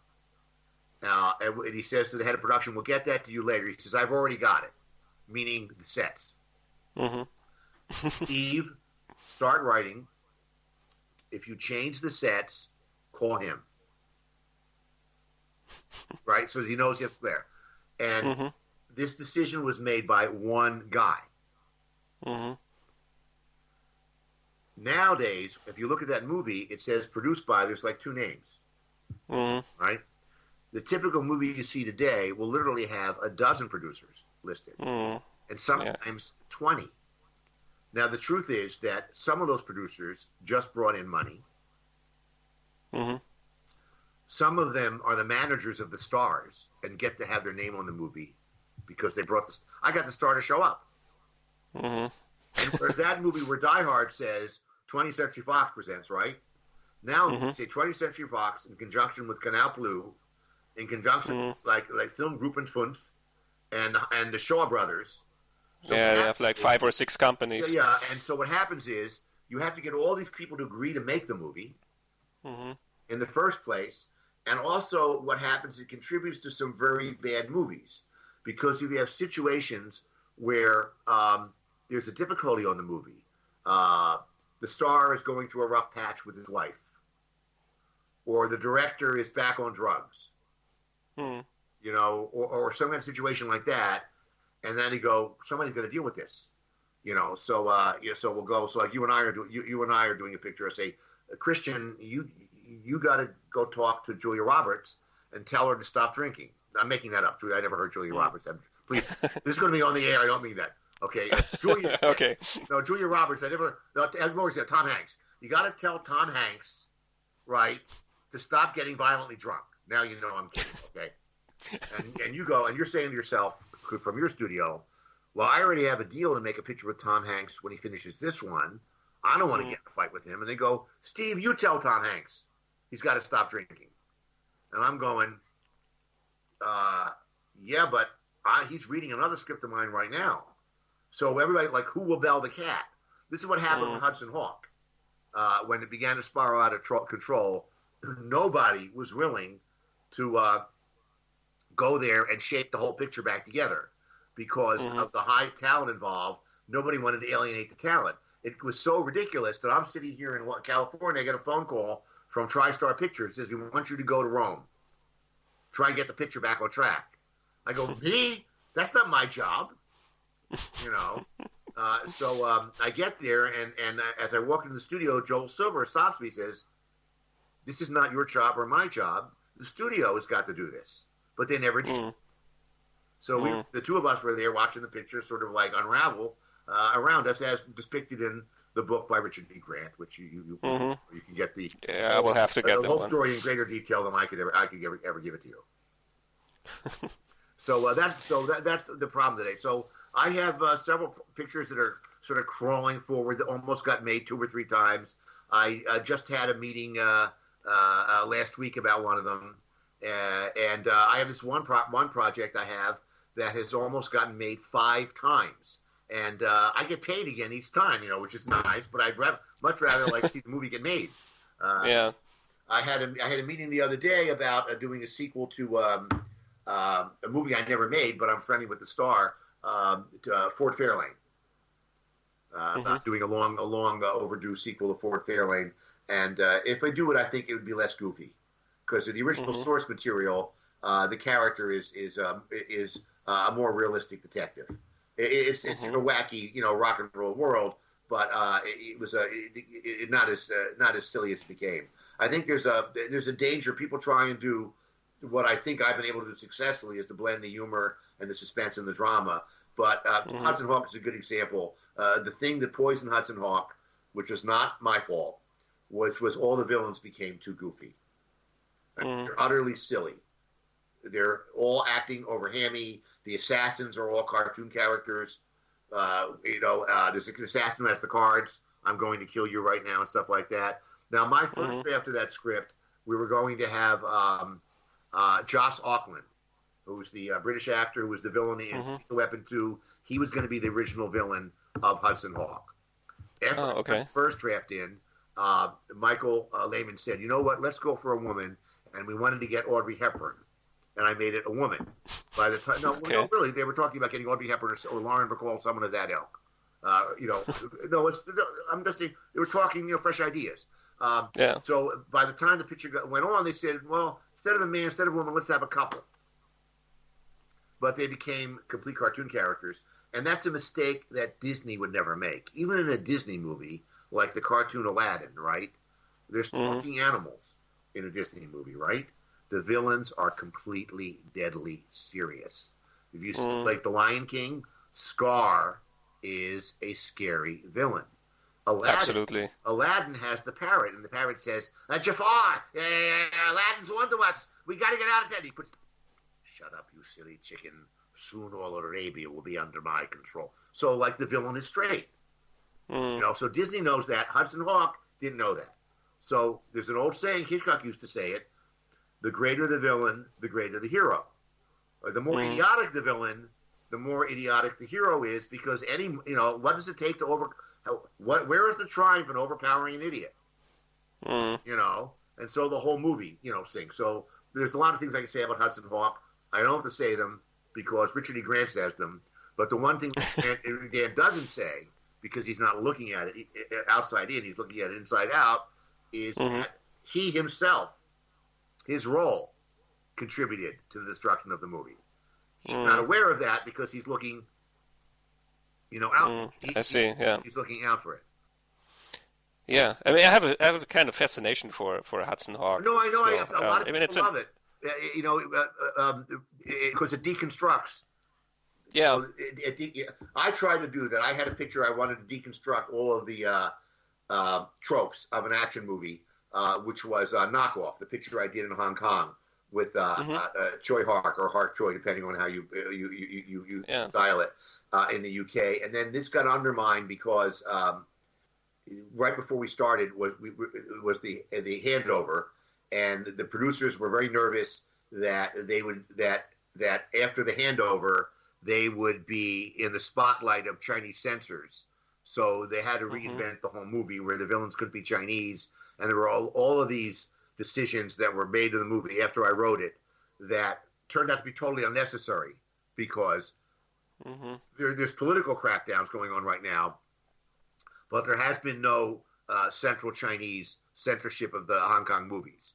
So the original intention that it was going to be a meta parody of these kind of movies got lost, and it became more of a typical action movie. But my idea of that movie was that these guys, after the Cold War, that these spies, their cover operation, had sort of gotten forgotten, and now they were really in the garment business. You know, they had totally forgotten the whole their original thing, and that when weird stuff starts happening to them, they're convinced it's the mob trying to take over the garment factory. You know, so it's almost like about an hour into the movie, you discover they're actually CIA agents, right? And so it got kind of muddled. But that was an attempt to do that. I have another script of mine that's almost gotten made several times. And I'm having conversations with it about it now. It's one of my favorite unshot scripts, which is about, it starts out, it's like, it seems like you're in one of these really bad action movies, you know, like the ones that are, it's like this utterly cliche scene, you know, and then the movie stops and you pull out and this woman says, "That's about all I can stand of this. The fifth version and the worst," and so it's a film critic, and she tears this movie a new asshole. And then you cut to the studio where the star of the movie is making now the seventh movie in the sequel, and he's watching the review, and he gets upset, and they say, "Ah, come on, don't worry." Now they go out and film the current movie, which is just as stupid as that movie. Anyway, before the movie, as it unfolds, is he gets accused of murder, and the only person who can clear him is this film critic he hates. So before the movie is over, they're handcuffed to each other, and they have to cooperate. A lot of it is. You ever see the movie with Tim Robbins about the filmmaker? It was called. It had a name like The Studio or something. You know. The Player. The Player, right? So this is like The Player, but I've seen it's an action adventure, The Player, where it's very much about making movies, but the two of them get caught. They get caught in this. You know, and it becomes like one of these big conspiracies. And she says, "This can't be happening. I can't be in one of these. What's next? Orange jumpsuits, and then there's orange jumpsuits, you know." So she says to them, as she's being kidnapped, he says, "Do you have a health plan? I mean, how do you get hired? I mean, you know, how do you get jobs like this?" So she's sort of like Ray Dawn Chun in the whole thing. So I'll get that made one way or the other. Well, I hope that it'll get made. Yeah. Very much like to see that. You like those odd pairings of characters? Yeah, definitely. And you know, I'm my own worst enemy. In other words, I could have made like 5 copies of 48 Hours. I could have made 10 copies of Die Hard. But I'm always trying to stretch a little bit. So my favorite scripts are the ones that haven't been shot. You know, like I have. And so for what it's worth, because of my movies made a lot of money, I've been able to convince studios to at least, you know, entertain the idea of making things you would not expect from me. Like I've got a couple of historical romances. Like if it was a book cover, there'd be a pirate and a girl like in an embrace. You know, I have a Robert Louis Stevenson property that almost got made twice. Was actually made as a German movie called Love, Life, and the Devil. It's a 1930s movie. Bridget Horney had a hit song out of it. You know the movie, Todd Teufel, and it's set in Hawaii. Anyway, but the German movie has Germans playing Hawaiians. It's like, you know, not exactly fantastic. So I've almost got that has come close twice now. So that's a favorite of mine, and that's like a period picture, Hawaii in 1890 with a non-white cast. You know, so like, you know, but I got, you know, like, so that's a harder to push. It almost happened at Disney, and then I noticed a couple years later, Disney made the movie with the cartoon with the Hawaiian girl. So I wonder if I put Hawaii in their minds when I was in there earlier. Yeah, but still, I imagine it's very frustrating to keep, pushing for these projects to come through, and then, Yeah. like you say, you have one that got made Yeah. almost Well, Ralph McQuarrie five times. Ralph McQuarrie's on Twitter, and the other day someone said, hey, What's your favorite movie of all your movies? Which are your favorite Hmm. movies?" And he says, the ones I haven't gotten to get made yet, Hmm. that are sitting here on my shelf." And I have exactly the same thought. Hmm.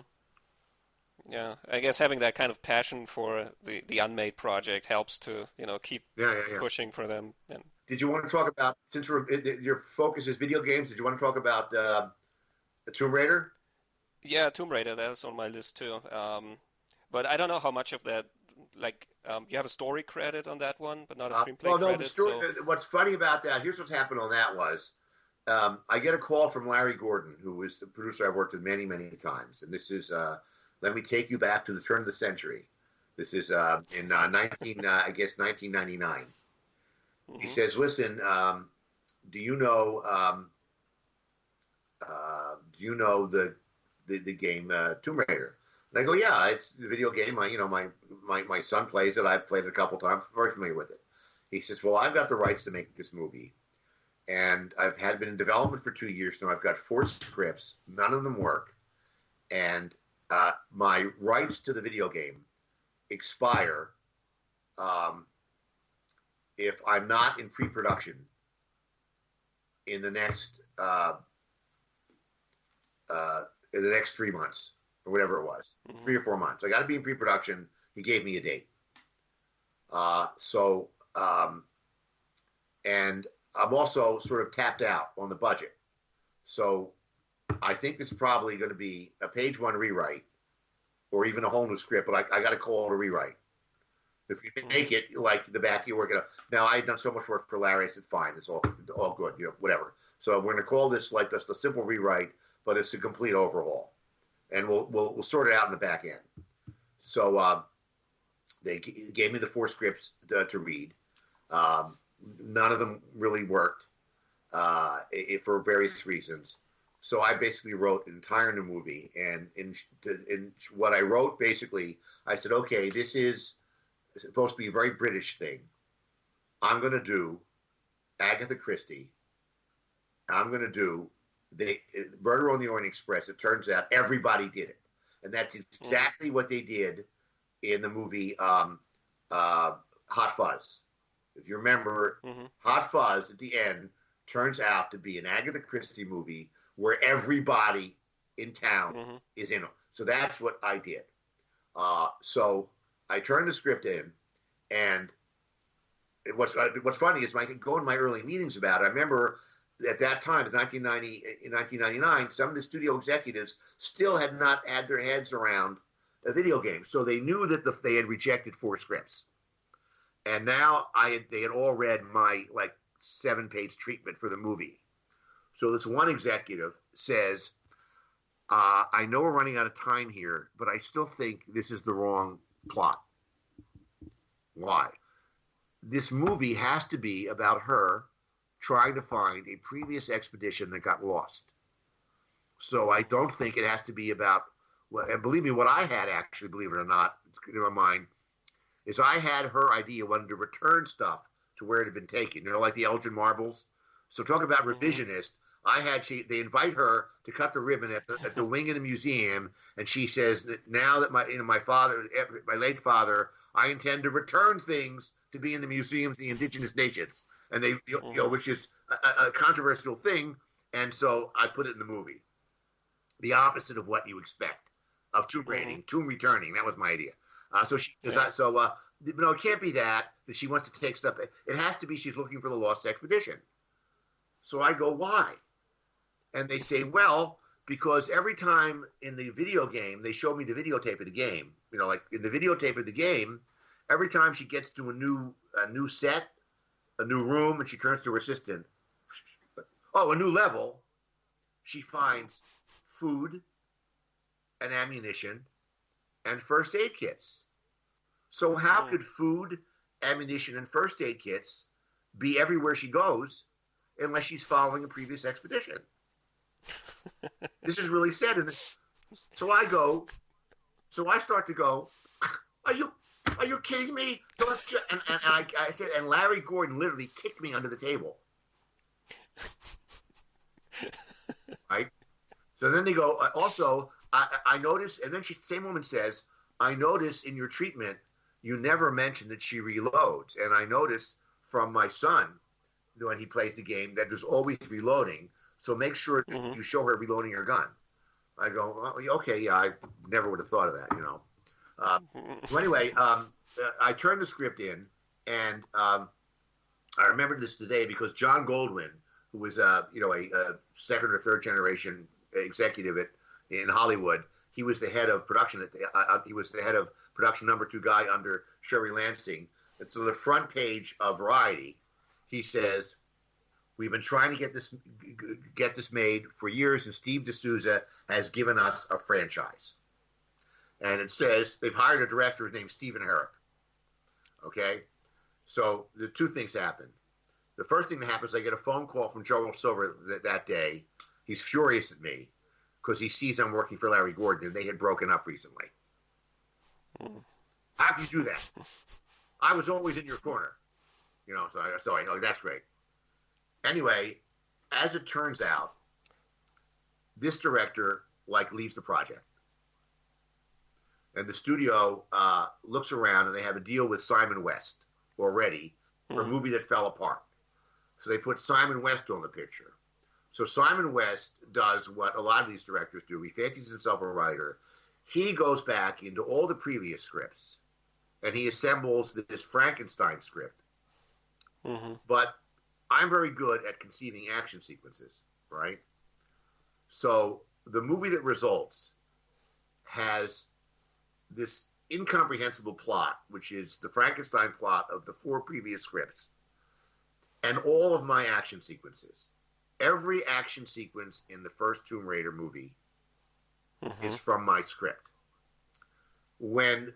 Because he wanted to get screen credit, there was an automatic arbitration. The Writers Guild decides credits. No, the studios do not. The Writers Guild looks at the material.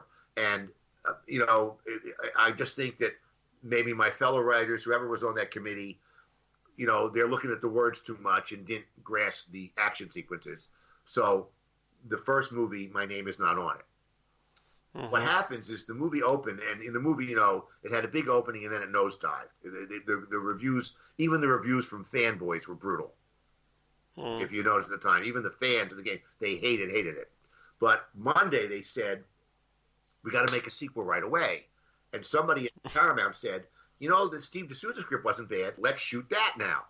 So now they take my original script out, and they put that. But now as they're doing that one, they go, well, we can't do these action sequences. We did them all. So the plot of the second movie reflects my plot on the first movie. So I was like on a safari in South Africa, and I happened to see online some production stills of the Tomb Raider sequel, and all the production stills I see are from my first script.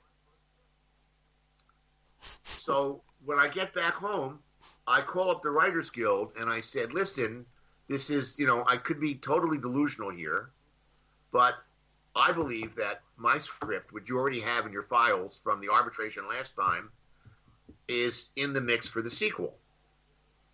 So they say, well, that's, we'll check that out because that's what they do. So they do, and they have a panel of 3 people that says unanimously, this script is the first script in the food chain of the usual committee of writers. So my name's on the second movie because it's got the scraps left over from the first movie. And in my opinion, both movies are kind of a mess. The problem with the first movie is it's like completely random. It's like this guy took 5 scripts, the 4 before me, mine, and the script he wrote, and threw them down the steps and picked up the pieces random. I'm friendly with one of the subsequent writers who pointed out that there's no tomb raiding in the movie until the last 10 pages. And Simon West said, yes, exactly. That's what I'm going. So I go. So the second movie is utterly predictable. at every step of the way. It's almost like every scene, she says, "We need a submarine," and now there's a submarine. How do we get there? Helicopter. So like it's all television. You know what I mean? Where the best kind of construction for an action movie is to sort of plant the seeds of what is going to happen, but have them sprout in a way the audience can't imagine. So and it's sometimes very subtle. So like in Die Hard 2, which you like better than the second one, okay? There's a scene where Bruce is trapped in the plane and surrounded. And I remember pitching this to Bruce and to Joel Silver and to Rennie Harlan. And they lock him in the airplane, and they throw all their hand grenades into the plane. And they go there, and he says, "You have to wait for the payment." How does he get out of that? Now, if you look at that again, you got the Blu-ray or DVD of the movie? Yeah, I do. You look at I that have Blu-ray. again, and I want you to see how all departments work together, including a director and a cinematographer. One of the things that's going on in that movie is the entire color scheme of that interior of that plane, including what everybody is wearing, tilts towards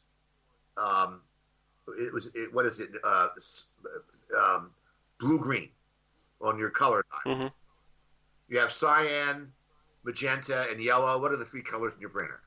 So it's all in the blue-green direction. The only thing that is not in the blue-green direction, but it's in almost, there's only two things that are in the shot. One is the axe. Look at the movie. He's talking to the bad guys. You sort of notice the red axe. And the other thing that's red is the handle of the ejection seat. So subconsciously, you notice the red. So when the fire axe traps him in there, you go, it sort of like alerts you to that color. And all of the subsequent scenes inside the plane, where they throw the grenades in and Bruce, the handle is visible in all the shots. Sometimes it's out of focus, but there's always the red. So the moment when he jumps in the seat and pulls the handle, everybody in the audience has the completely false impression, "Oh, I knew he was going to do that." They really didn't, but they're predisposed to feel real, and that's why they applaud crazy. I would have thought of that if I was Bruce Willis. It's the same phenomenon that happens when you go to like Steely Dan coming around for their 10th farewell tour. And they play two notes of a song, the audience cheers. They're not applauding them. They're applauding themselves for recognizing that song only off the first two or three notes. So there's a way to have the audience anticipate with excitement what's going to happen next without spilling the beans and telegraphing, as we used to say. I don't know if that has any meaning anymore, telegraphing it.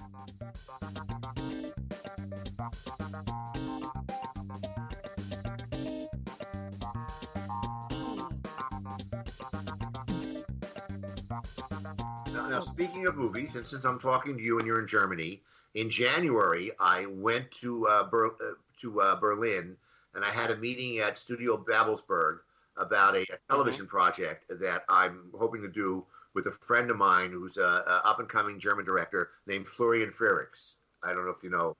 Anyway, and he said, "Listen, as long as you're here, I'm shooting a picture. I'd like you to do a cameo in it." I go, "Well, what do you mean?" He says, "We know how John Landis always puts in behind-the-scenes filmmakers. So, like I did Beverly Hills Cop 3 with him, and he has several filmmakers in a scene in a bar." He says, "So, all right, okay, well, why do you think I can do it?" He says, "Well, your assistant in your office says you've done some acting."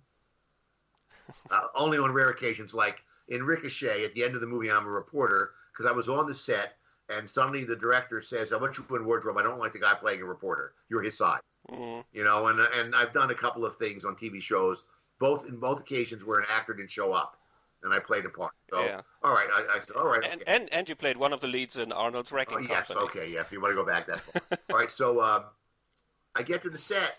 He gives me like a 3-page monologue. So anyway, this movie is in the can. It's called Deathcember, and I understand it's been playing in Germany at film festivals. And it's basically like ABCs of Death, only it's an advent calendar. So the titles are, each day is a little mini, and so each little there's 24, 25 really, I guess, mini stories that are each horror or genre or something. So the one I'm in is called Christmas on Fire, and it's a parody of City on Fire, which of course has a strong resemblance to Reservoir Dogs. So it's a Tarantino parody, and I'm the ringleader of a robbery. So you might be able to catch that if you look up December. I know it has 25 little mini movies, and the directors all over the world made them. Most of them are in English. The one I shot is in English, and it supposedly takes place in America, but it was shot completely on the Babelsberg lot. So yeah, Stephen, thanks for all of your stories and it was so horrible to talk about I had to talk about myself for 90 minutes.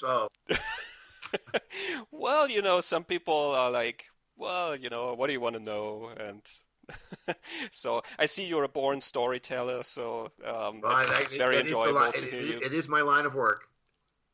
And like most writers, I welcome any opportunity to avoid writing, and you've given me one for 2 hours now. I see. Okay. And just to go back to Street Fighter and just because we talked about the reviews and I said, well, I don't understand why it got such a drubbing critically. I enjoy the movie very much, and I think it has a lot to offer, and we're going to talk about that in our podcast, and I'll write about that. So I hope that, well, some people will give it another chance and check it out. Well, like I said, lately I've seen this re-examination of the movie, and there's been a bunch of things published re-examining it and a return to it. There was somebody did this whole video essay called "Street Fighter: The Best Bad Movie Ever Made," which I saw. Which I go, that seems faint praise, but actually it wasn't faint praise; it was real praise. And they talked about why it really works, and got into a kind of a deep literary dive into camp, and a famous seminal essay about what camp was by Susan Sontag. It was written, I guess, in the 70s, and like really a deep dive into the underbelly of literary meaning and stuff. And going, oh yeah, sure, that's exactly what I had in mind. Yes, so it reminds me of there was a review in a magazine called Jump Cut, which I think is still around. It's kind of a leftist literary magazine, and they reviewed Die Hard and liked it a lot. And they said when the villains ask him his name, he says, "Call me Roy," because Roy is French for king, and he wants to be the king in the castle of his house, but his feminist wife prevents that. And I go, no, it's called Roy because Bruce Willis and I were talking about our childhood and how we used to watch the Roy Rogers TV show. But no, but I guess I'm wrong, and you're right, because Roy is French and king. Yeah, sometimes critics My can be like that. My favorite example of this is in Hitchcock Truffaut, which was both a book and a movie. Hitchcock talks about people sometimes, like he reads what the movie meant, and he goes, where did they get that idea? And Truffaut tells a story about himself, about when he was writing for Cahiers du Cinema, he and Jean-Luc Godard both went to interview William Wyler. And they say to William Wyler, this is the story is in the Hitchcock Truffaut book. So he says, we went to interview William Wyler, and we said, that moment when Herbert Marshall needs his heart medicine. And he says, Regina, get me my medicine. And she just sits in the chair and doesn't get the medicine. And he has to go get the medicine himself. And you put the camera right on top of Betty Davis, and she was half in the light. Let me get here. She was like half in the light and half in the darkness. Were you trying to show that she was between heaven and hell and good or evil, that she couldn't, which way she would go? And and she says, no, Herbert Marshall had a wooden leg from World War I, and I had to put the camera on Betty Davis so that the stuntman could go up the stairs and fall down because Herbert Marshall couldn't get over to the steps quickly enough. So it's a perfect example of how people like read all the and sometimes it has an utterly ordinary explanation of why you did something. You probably know the Kurosawa story. I sometimes use that when I do, like I sometimes lecture at universities on film, and I always use that example to tell you, well, okay, you can't always assume that people did something for that What exact I don't know reason. this one. What is the Kurosawa It's example? I think it's about the Seven Samurai, and Kurosawa was asked why he did this one particular shot of a landscape that was very beautiful and also, very symbolic and everything. Why did you frame it exactly like this? And Kurosawa said, well, if we had panned to the left, you would have seen the airport, and if we had panned to Yeah, the right, you would have seen the Sony yeah, factory. exactly. So, Yeah, yeah. true enough.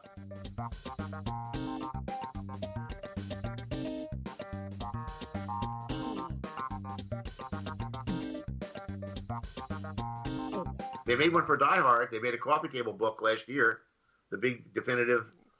You have that one? Did you see that book? No, I haven't Oh, seen it's a it. giant. I didn't know.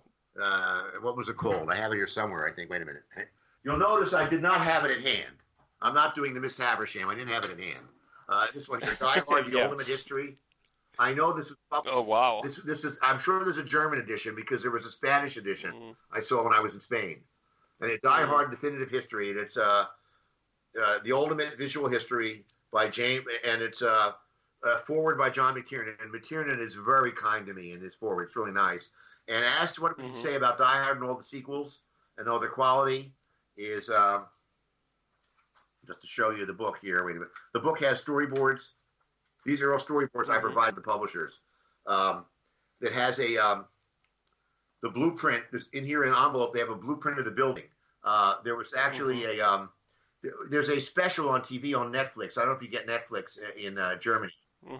Yeah, I do. Okay, they have a special going right now called "The Movies That Made Us." They have a 1 hour special about Die Hard, and they interviewed me in the same room here, I think. And I showed the blueprint. They gave me a blueprint of the building because it was a real building, and I used that to work out the stunts and the action. So they have a copy of the blueprint here in the book. Well, my point I was going to make is, is that This thing is huge. yeah, the book is huge. But what's interesting is this part of the book here is Die Hard 1 and 2.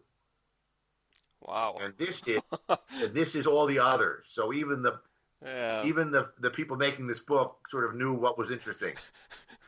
That only there's really not a lot to say about the other three. Yeah, especially number 5. Yeah. I think they really jumped the shark with that one. So what's interesting though is that only the first one and the last one were like intended to be like a Die Hard movie. The first one was based on the book, which was a sequel, as you know, to another book. That's why Frank Sinatra was like, it's a good bar bet. You know, if you want to win money, you go to a bar and you say, hey, you know that part Bruce Willis played in Die Hard 2, 3, 4, and 5? Who was the first person to play that picture? In what picture? And they'll say Bruce Willis in Die Hard 1. You say, no, Frank Sinatra in The Detective, and then grab the money quickly and run away before they beat you up. So the second movie was based on a book, but it wasn't by the same author. It had nothing to do with Die Hard. And then the third one was an original movie called Simon Says that got turned into a thing. The fourth one was called World War III, which got abandoned after 9/11 and then got resurrected. And the last one was written, okay, we'll make this movie about the Die Hard characters. In my humble opinion, only the first two, which you like, are Die Hard movies, because the definition of a Die Hard movie is it has an Aristotelian unity of time, place, and action. The hero is trapped between a rock and a hard place, being the authorities and the villains, neither of whom want them there, and he's all alone with no help. By the time you get to the third movie, he's not trapped anywhere, and not only does he have a partner, the police are helping him. In the fourth movie, he's not, and the third movie, he's not trapped. He goes to Canada at the end of the movie. The fourth movie, he's all the way up and down the East Coast, from Washington D.C. up to like Boston, I think, and police and the FBI and the FBI are helping him. By the fifth movie, the CIA is helping him, and he's not scared of flying anymore. Mm. You know, so, Yeah, and he goes to Russia. so the first two movies, he's scared of flying and he's a technophobe. That's all Mm. lost later on. He's become a generic superhero. Anyway, that's my Yeah, opinion. absolutely. Anyway, this is a Absolutely, great book. especially with the fifth one. Yeah, I mean, this is a great book. he survives diving into a pool of Yeah. radioactive, I And don't know, like, he's fearless. He's fearless. In the first two yeah, movies, Bruce showed fear. yeah. You know, I talked to him about that, and you know, about how, to me, the most significant moment. Everybody wants to be Bogart, and you know, Bruce as much as any other action star. And I would remark to him when he said, "Why is the airplane crash came?" He was seeing the script that was being rewritten, and he said, "We're killing all these people." And I go, "Yeah, we got to get the vulnerability back." And he still was showing fear. He's terrified when the grenades come in the room. Mm. And there's a wonderful moment in you can find it online in The Maltese Falcon, which is the movie that cemented Bogart as a star. He has I have the Blu-ray here. he has Yeah. a scene where he meets the villains for the first time. Hmm. And he says, I like a man who's a straight shooter, Mr. Spade. And then at one point he says, all right, if you think you and your idiot here, I've had it with you. It's my way or the highway. The hell with you. Mm. And he walks out of the room. But when he gets outside to the elevator, it's a famous moment, he looks at his hand, and his hand is shaking. And then you realize it was all a show in there. Yeah, To it me, was bluffing. that's what makes him a great hero. That he was scared, but he did not show it. And I think that's an important kind of vulnerability that, again, I think Bruce's performance in Die Hard opened the door for Wahlberg and for Keanu Reeves and so many of these more realistic heroes that we've had. But get this book. If you like Die Hard, this is great. It's all kinds of I will, stories. yeah. They interviewed everybody. It's a great book. I have no royalties in it. Yeah, excellent. I have no royalties in it. I'm just recommending. Yeah, well, thanks for pointing it out. I didn't know that it came out. So, Steve, thanks You're again. quite welcome. This has been great. A great interview, really, by the way. I get interviewed all the time. Great questions. You really pulled a lot of stuff out of me.